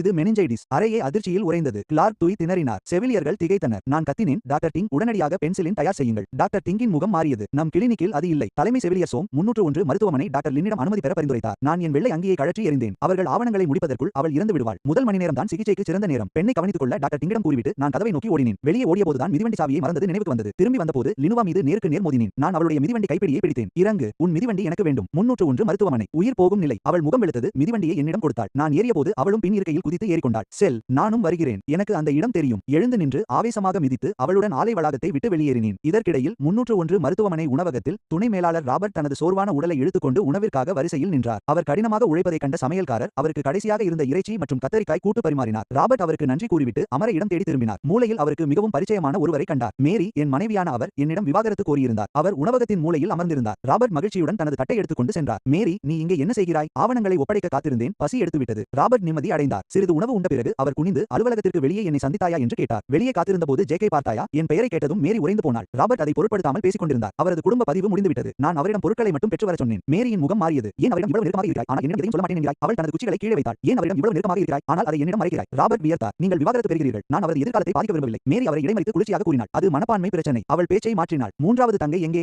ஜேக் அங்கு பணிபுரிவதால் அவள் இயந்திர பழுதுபார்க்கும் நிலையத்திற்கு சென்றாள். ராபர்ட் கவனக்குறைவாக கூறினார். மேரியின் கண்கள் சிவந்தன. நீங்கள் அனைவரும் என் முதுகுக்கு பின்னால் அவரை சந்தித்து என்னை அந்நியமாக உணர வைக்கிறீர்களா? கண்ணீர் அவள் கண்ணங்களில் வழிந்தது. ராபர்ட்டுக்கு விளக்கம் அளிக்க வாய்ப்பு தராமல் அவள் தனது மதிய உணவு பெட்டியை எடுத்துக்கொண்டு வெளியே ஓடினாள். ஆனால் அவள் உணவகத்திலிருந்து வெளியே வந்தபோது அதிர்ந்து போனாள். சிறிது தூரத்தில் நான் வியர்த்து போய் வேகமாக மிதிவண்டியை ஓட்டிக் கொண்டிருந்தேன். அதன் பின் இருக்கையில் அவளது அன்புக்குரிய தங்கை லினி இருந்தாள். அந்த நொடியில் மேரி உணர்விழந்து போனாள். 2வது அண்ணன், 3வது தங்கை சரி, ஆனால் அவளது சொந்த தங்கை எப்போது என்னுடன் மிதிவண்டியில் ஏறினாள். பொறாமையின் ஊசி அவளை தொடர்ந்து வரச் செய்தது. இதற்கிடையில் லினுவா, நாம் முதலில் எங்கே செல்கிறோம் என்று கேட்டாள். நான் நிர்வாக கட்டிடத்திற்கு முன்னால் மிதிவண்டியை போட்டுவிட்டு நேராக தளவாடங்கள் பகுதிக்கு சென்றேன். லினுவா வேகத்தை குறைத்தாள். ராபர்ட்டை சந்திப்போம் என்று பயந்தாள். ஆனால் ஆபத்தில் இருக்கும் உயிரை நினைத்து பின்தொடர்ந்தாள். அவள் வெகு தூரம் செல்வதற்குள் மூலையில் என்னுடன் நேருக்கு நேர் மோதினாள். நான் அவள் மணிக்கட்டை பிடித்தேன். நீ நலமாக இருக்கிறாயா? அவள் முகம் சிவந்தது. ஆனால் என் மனம் வேகமாக ஓடிக்கொண்டிருந்தது. தளவாடங்கள் பகுதிக்கு சென்றால் அதிக நேரம் எடுக்கும். நான் திரும்பி வெளிநோயாளி கட்டிடத்தை நோக்கி ஓடினேன். மருந்தகத்தில் உனக்கு யாரையாவது தெரியுமா? நமக்கு தெரியாவிட்டாலும் ஒரு உயிரை பற்றி கவலைப்படாமல் இருக்க முடியுமா? நான் இன்று அந்த மருந்தை வாங்கியாக வேண்டும். அவள் என்னை தொடர்ந்து வந்தாள். அவள் ஒரு செவிலியரிடம் கேட்டு மருந்தகம் 2வது மாடியில் மேற்கு பக்கத்தில் இருப்பதை தெரிந்து கொண்டாள். ஆனால் பதற்றத்தில் தவறான திசையில் ஓடினாள். நான் தலையை அசைத்துவிட்டு திரும்பி வந்தேன். லினுவாவின் கண்கள் பாராட்டுதலில் நிறைந்திருந்தன. உங்கள் உதவியால் ஷியாவ் யுவான் நிச்சயம் குணமடைவார். நான் பதிலளிக்கவில்லை. அந்த துறையை கண்டுபிடிப்பதில் மட்டுமே கவனம் செலுத்தினேன். மேரி ஒரு பேயை போல பின்தொடர்ந்து வருவதையும் படிக்கட்டில் மறைந்து நின்று எங்களை பார்ப்பதையும் நான் அறியவில்லை. லினுவா டிராகமான கண்ணாடி ஜன்னலை சுட்டிக்காட்டினாள். நான் நிமிர்ந்து பார்த்தேன். மருந்தக பலகை கதவின் சட்டத்தில் சாதாரணமாக ஆணியடிக்கப்பட்டிருந்தது. நான் மூச்சை இழுத்துக்கொண்டு புன்னகையுடன் ஜன்னல் அருகே சென்று இயக்குனரை பார்க்க கேட்டேன். உயரமான மெலிந்த ஒருவர் வெளியே வந்தார். நான் கைகுலுக்கி என் அவசரத்தை அடக்கிக் கொண்டு அந்த அவசர நிலையை விளக்கினேன். இயந்திர பழுதுபார்க்கும் தொழிற்சாலையில் மூளைக்காய்ச்சலால் பாதிக்கப்பட்ட ஒரு குழந்தை. பென்சிலினை முதலில் எடுத்துக்கொண்டு பிறகு படிவங்களை பூர்த்தி செய்ய அனுமதிக்குமாறு நான் அவரிடம் கெஞ்சினேன். குழந்தை ஆபத்தான நிலையில் இருந்தது. ஆன்டிபயாட்டிக்ஸ் இல்லை என்றால் குழந்தையின் மூளை நிரந்தரமாக பாதிக்கப்படலாம். ஆனால் நான் பேசி முடிப்பதற்குள் இயக்குனர் வாங் என்னை தடுத்தார். நோயாளிகளை சொல்லி என்னை பயமுறுத்தாதே. மருத்துவமனைகளில் தினமும் மக்கள் இறந்து கொண்டுதான் இருக்கிறார்கள். விதிமுறைகளை மீற முடியாது. அவரது குளிர்ந்த வார்த்தைகள் லினுவாவின் கோபத்தை தூண்டின. ஒரு குழந்தையை சாகவிட்டுவிட்டு எப்படி உன்னை மருத்துவர் என்று சொல்லிக் கொள்கிறாய் என்று அவள் கேட்டாள். தொலைவில் மறைந்திருந்த மேரி கதவை இருக்க பற்றிக் கொண்டு மூச்சு வாங்கினாள். நான் லினுவாவை என் பின்னால் இழுத்தேன். இயக்குனர் வெண் எள்ளி நகையாடினார். ஒரு நாளைக்கு 100 பேர் இறக்கிறார்கள். ஆவணங்கள் இல்லை என்றால் மருந்து கிடையாது. கோபத்தில் இருந்த லினுவாவை தடுத்து நான் கட்டாய புன்னகை பூத்தேன். மருந்து பெற நான் யாரை பார்க்க வேண்டும்? 5வது மாடியில் இருக்கும் டீன் யாவை போய் பார். அவரது திட்டமிட்ட கொடூரமான செயல் வெளிப்படையாக தெரிந்தது. லினுவா கோபத்தில் சிவந்து அவரை வில்லன் என்று திட்டி தீர்த்தாள். ஆனால் குழந்தையை காப்பாற்றுவதே முக்கியம் என்று எனக்கு தெரியும். கோபப்படுவது நேரத்தை வீணடிக்கும் செயல். நான் அவளை 5வது மாடிக்கு அழைத்துச் சென்றேன். நிழலில் இருந்த மேரி கைகளை இருக்க மூடிக்கொண்டு குழப்பமான முகத்துடன் நின்றாள். நாங்கள் டீன் மாவோவின் அலுவலகத்தை அடைந்தோம். செயலாளர் ஷியாவோ வாங் கோப்புகளுடன் வெளியே வந்து எங்களை தடுக்க முயன்றார். ஏற்கனவே கோபத்தில் இருந்த லினுவா அவரை சரமாரியாக திட்டினாள். செயலாளர் கோபப்பட இருந்த நிலையில் உள்ளிருந்து வந்த ஒரு கரகரப்பான குரல் எங்களை உள்ளே வரச் சொன்னது. டீன் மியாவ் எங்களை பார்த்து புன்னகைத்து லினுவா என் காதலியா என்று சாதாரணமாக கேட்டார். அவள் முகம் சிவந்தது. ஆனால் அவள் அதை மறுக்கவில்லை. எனக்கு அதற்கெல்லாம் நேரமில்லை. ஷியாவோ யுவானின் வலிப்பு நிலை குறித்து விளக்கி மருந்தை எடுத்துச் சென்று அவளை காப்பாற்ற அனுமதிக்குமாறு கெஞ்சினேன். டீன் என்னை உற்று பார்த்தார். பார்த்து, ஒரு அந்நியருக்காக விதியை மீறுவது சரியானதா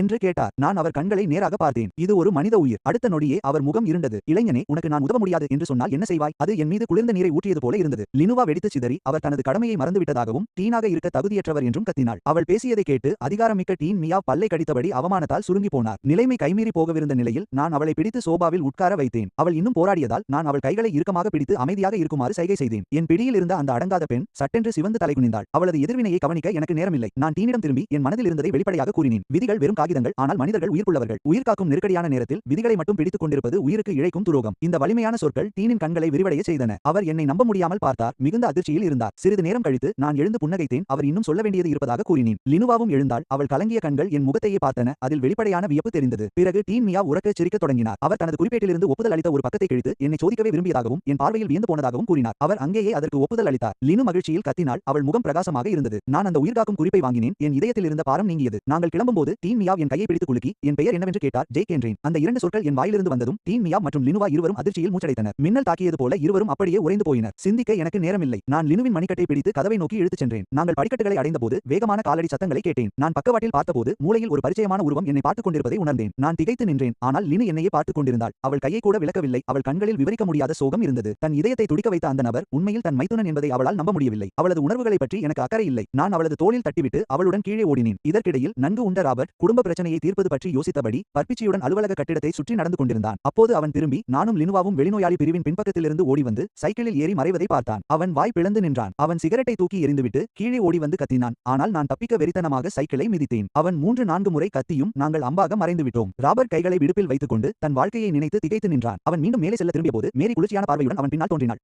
இரட்டை மேற்கோள் குறி, நான் ஒரு சுவாரஸ்யமான காட்சியை கண்டேன் என்று அவள் அமைதியாக கூறினாள். ராபர்ட்டின் உடல் நடுங்கியது. அவன் தனக்கு எதுவுமே தெரியாது என்று கைகளை உயர்த்தி சத்தியம் செய்தான். நாங்கள் இங்கே என்ன செய்கிறோம் என்று அவன் கேட்டான். மேரியின் பார்வை கூர்மையானது. அவள் கடும் கோபத்துடன் விதிகள் மற்றும் அதிகாரத்துவத்தை பற்றி நான் கூறிய அதே வார்த்தைகளை திருப்பிச் சொன்னாள். மேரி உண்மையை சொல்லும் வரை ராபர்ட் குழப்பத்தில் இருந்தான். ஒரு சிறுமியின் உயிரை காக்க அவர் பெனிசிலின் வாங்க வந்தார். அவர் ஒரு நீண்ட பெருமூச்சு விட்டார். பெனிசிலின் கிடைப்பது மிகவும் அரிதாக இருந்தது. யாரை அணுகி அதை வாங்கினார் என்று அவர் வியந்தார். மேரி எள்ளி நகையாடினாள். அவர் உங்களை நாடி வரக்கூட இல்லை. மருந்தகம் மறுத்தபோது அவர் நேராக டீனிடம் சென்று அதை வாங்கினார். ராபர்ட் மனதாரச் சிரித்தார். அது என் பாணியேதான். பிறகு அவர் சுதாரித்துக் கொண்டு ஏன் லினு என்னுடன் இருக்கிறாள் என்று கேட்டார். மேரி பொறுமையின்றி நீங்களே அவளிடம் கேட்டுக்கொள்ளுங்கள் என்றாள். அவள் தனது மிதிவண்டியில் ஏறி சென்று விட்டாள். அவள் செல்வதை பார்த்த ராபர்ட் கசப்பான புன்னகையுடன் தலையசைத்தார். மூத்த சகோதரி இயந்திர பழுதுபார்க்கும் நிலையத்திற்கு சென்று கொண்டே இருந்தாள். சிறு தங்கையும் அதில் சிக்கிக் கொண்டால் நிச்சயம் செய்யப்பட்ட மனைவியான மேரியும் விடுவதாக இல்லை. அவர் மென்மையாக சிரித்தார். லின் குடும்பம் கலகலப்பாக மாறுகிறது. இதற்கிடையில் 301 மருத்துவமனை மாநாட்டு அறையில் அனைத்து துறை வல்லுநர்களும் கூடினர். ஆனால் தலைமையிடத்தில் அமர்ந்திருந்த டீன் மியா சத்தத்தை பொருட்படுத்தவில்லை. அவர் தான் எடுத்த குறிப்புகளை உற்று நோக்கினார். நான் சொன்ன 2 சீர்திருத்த ஆலோசனைகள் அவரது மனதில் ஓடிக்கொண்டிருந்தன. இந்த சிறிய நகரத்து மருத்துவரின் பார்வை தன்னுடையதை விடவும் மிக அதிகம் என்று அவர் வலுவாக உணர்ந்தார். அவர் தனது செயலாளர் ஷியாவோ வோங்கை அழைத்து இயந்திர பழுதுபார்க்கும் நிலையத்திற்கு உடனே போன் செய் என்று ஆணையிட்டார். லின் முகோவை மீண்டும் இங்கே வரவழை. மறுபுறம் நான் லினியை மிதிவண்டியின் பின்னால் அமர வைத்துக் கொண்டு தெருக்களில் அதிவேகமாக சென்றேன். நாங்கள் தொழிற்சாலை வாயிலை தாண்டி சென்றபோது ஓல்ட் கிங்கின் கண்கள் பிதுங்கி போயின. என் பின்னால் இருந்த அழகான பெண்ணை பார்த்துவிட்டு என் அதிர்ஷ்டத்தை கண்டு முணுமுணுத்தார். நான் அதை பொருட்படுத்தவில்லை. பிரேக் சத்தமிட நான் குதித்து இறங்கி அவசர சிகிச்சை பிரிவை நோக்கி ஓடினேன். 2 அடி எடுத்து வைத்ததும் நான் திரும்பி பார்த்தேன். லினி முகசிவந்து தன் பின்பக்கத்தை பிடித்துக் கொண்டிருந்தாள். நான் அவளுக்கு காயம் ஏற்பட்டதா என்று கேட்டேன். பயணம் குழுங்கலாக இருந்ததால் அப்படி தெரிவதாக கூறி அவள் தலையசைத்தாள். நான் அவள் பெயரை சொல்லி நன்றி கூறிவிட்டு உள்ளே ஓடினேன். இரட்டை மேற்கோள் குறி, என் பெயர் லினி என்று அவள் எனக்கு பின்னால் கூவி உற்சாகத்துடன் கையை உயர்த்தினாள். மருந்து பையை என் மார்போடு அணைத்துக் கொண்டு மண்டபத்திற்குள் விரைந்தேன். படிகள் ஏறியபோது கிளார்க் ட்வீ படிக்கட்டில் அமர்ந்து கண்ணீர் துடைப்பதை பார்த்தேன். என்னை பார்த்ததும் அவர் நடுங்கிக் கொண்டே எழுந்து நின்றார். அவர் பேசுவதற்குள் பையை உயர்த்தி பிடித்து நான் புன்னகைத்தேன். கிடைத்துவிட்டது. அவர் உதடுகள் துடித்தன. கண்ணீர் கண்ணங்களில் வழிந்தோடியது. அவரை அணைத்துக் கொண்டு நானும் அவசர சிகிச்சை பிரிவிற்குள் நடந்தேன். படுக்கை அருகில் இருந்த அனைவரும் என்னை திரும்பி பார்த்தனர். கிளார்க் ட்வீ நற்செய்தியை அறிவித்ததும் அறை முழுவதும் மகிழ்ச்சியில் ஆழ்ந்தது. செவிலியர்கள் ஒருவரை ஒருவர் கட்டிப்பிடித்துக் கொண்டு அழுதனர். அந்த பையை டாக்டர் கிங்கிடம் கொடுத்து மருந்தின் அளவு மற்றும் கவனிக்க வேண்டிய முறைகளை சொன்னேன். அவர் கண்கள் சிவக்க தலையசைத்துவிட்டு ஊசி போடச் சென்றார். நான் பேசின் அருகில் சென்று முகத்தில் தண்ணீரை தெளித்துக் கொண்டேன். கு என்னிடம் ஒரு துண்டை நீட்டினாள். அவளது கண்களில் மிகுந்த பாராட்டு தெரிந்தது. வான் சியூங் என் சட்டையை பிடித்துக் கொண்டு நான் ஒரு நல்ல மனிதர் என்று கூறினான். நான் சிறிது தண்ணீர் குடித்துவிட்டு கிளார்க் ட்வீயின் தோளை தட்டி கொடுத்தேன். நான் இருக்கிறேன். இந்த 4 வார்த்தைகளை கேட்டதும் அவர் பேச முடியாமல் நின்றார். தோல் பரிசோதனை விரைவாக முடிந்தது. டாக்டர் கிங் அந்த சிறுமியின் கையில் பென்சிலினை செலுத்தினார். 10 நிமிடங்களுக்கும் மேலாக அவசர சிகிச்சை பிரிவு அமைதியாக இருந்தது. அனைவரும் மூச்சை பிடித்துக் கொண்டு காத்திருந்தனர். திடீரென்று படுக்கையில் இருந்த அந்த சிறிய உடல் அசைந்தது. சியாவ் யுவான் டான் மெல்ல கண்களை திறந்து அம்மா அப்பா என்று அழைத்தாள். வான் சியா உடைந்து போய் அழத் தொடங்கினார்.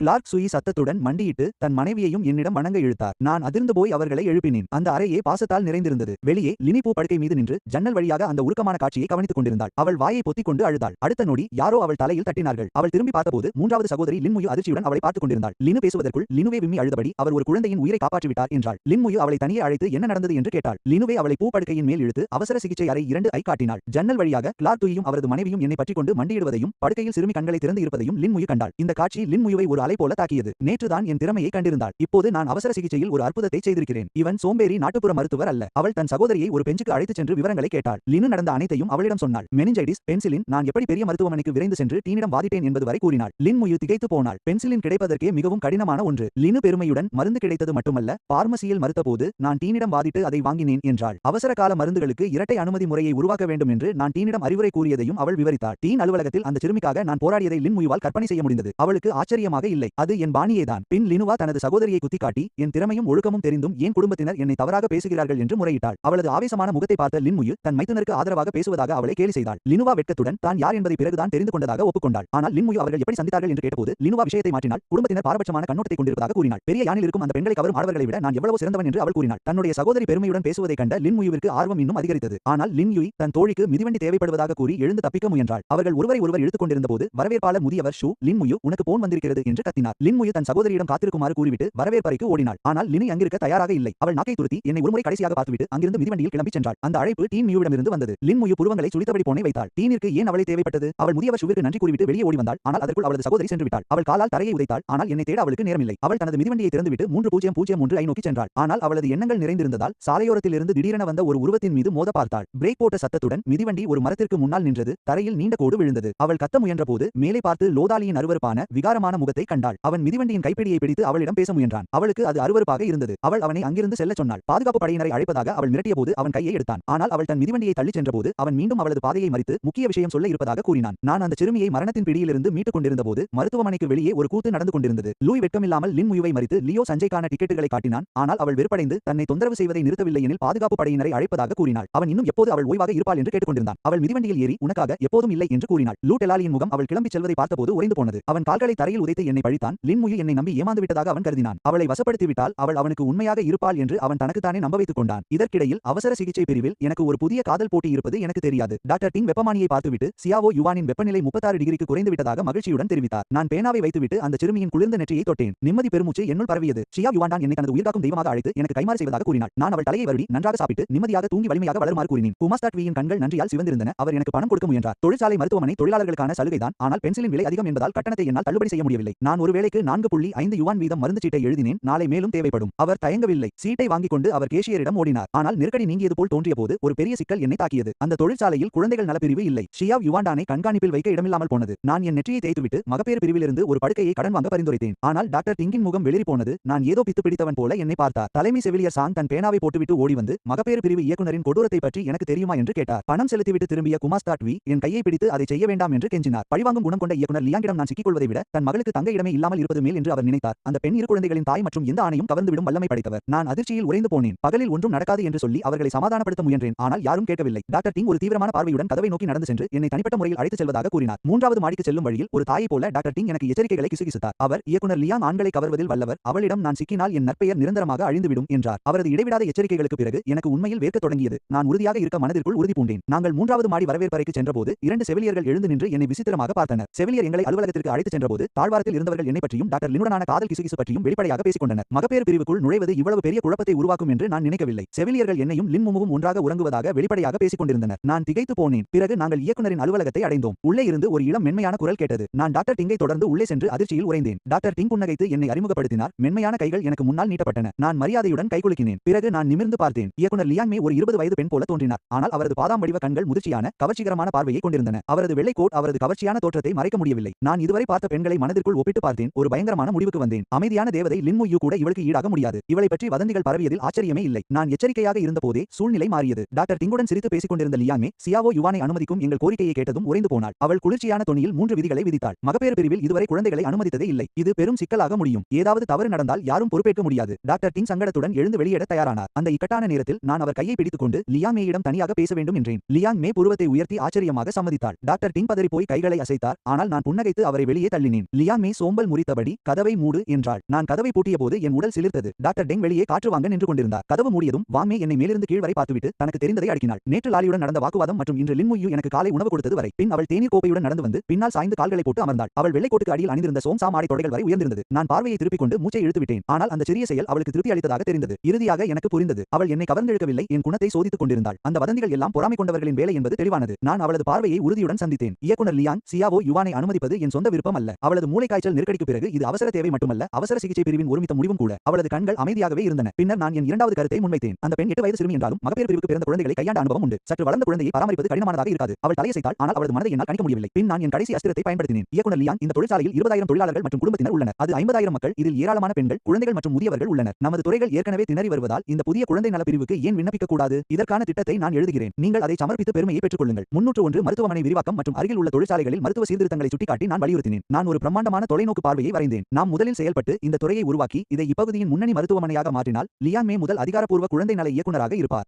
அவள் அதிர்ச்சியில் மூச்சு வாங்கினாள். அவள் அந்த நன்மைகளை பற்றி யோசித்துக் கொண்டிருந்தபோது நான் தேநீர் குடித்துவிட்டு அவசர சிகிச்சை பிரிவு சீர்திருத்தம் குறித்த என் திட்டத்தை மறைத்துக் கொண்டேன். பின்னர் நான் எனது இறுதி முயற்சியை எடுத்தேன். இயக்குனர் லியான், நீங்களும் ஒரு தாய்தானே? உங்கள் குழந்தைக்கு விபத்து ஏற்பட்டு அருகில் உள்ள மருத்துவமனையில் குழந்தைகள் பிரிவு இல்லை என்றால் உங்கள் இதயம் வலிக்காதா? நாங்கள் துன்பப்பட்டதால் மற்றவர்களுக்கு ஒரு குடை பிடிக்க விரும்புகிறோம். அது அவளை சுத்தியலால் அடித்தது போல் தாக்கியது. அவள் என்னை உற்று நோக்கினாள். கண்கள் கலங்கின. நீண்ட நேரம் அமைதி நிலவியது. அவள் கண்ணீரை துடைத்துவிட்டு புன்னகைத்து கையை நீட்டினாள். ஒப்புக்கொண்டது மட்டுமின்றி என்னை ஒரு அரிய திறமைசாலி என்று பாராட்டினாள். நான் புன்னகைத்து மென்மையாக அவள் கையை தட்டிவிட்டு திரும்பி அலுவலக கதவை திறந்தேன்.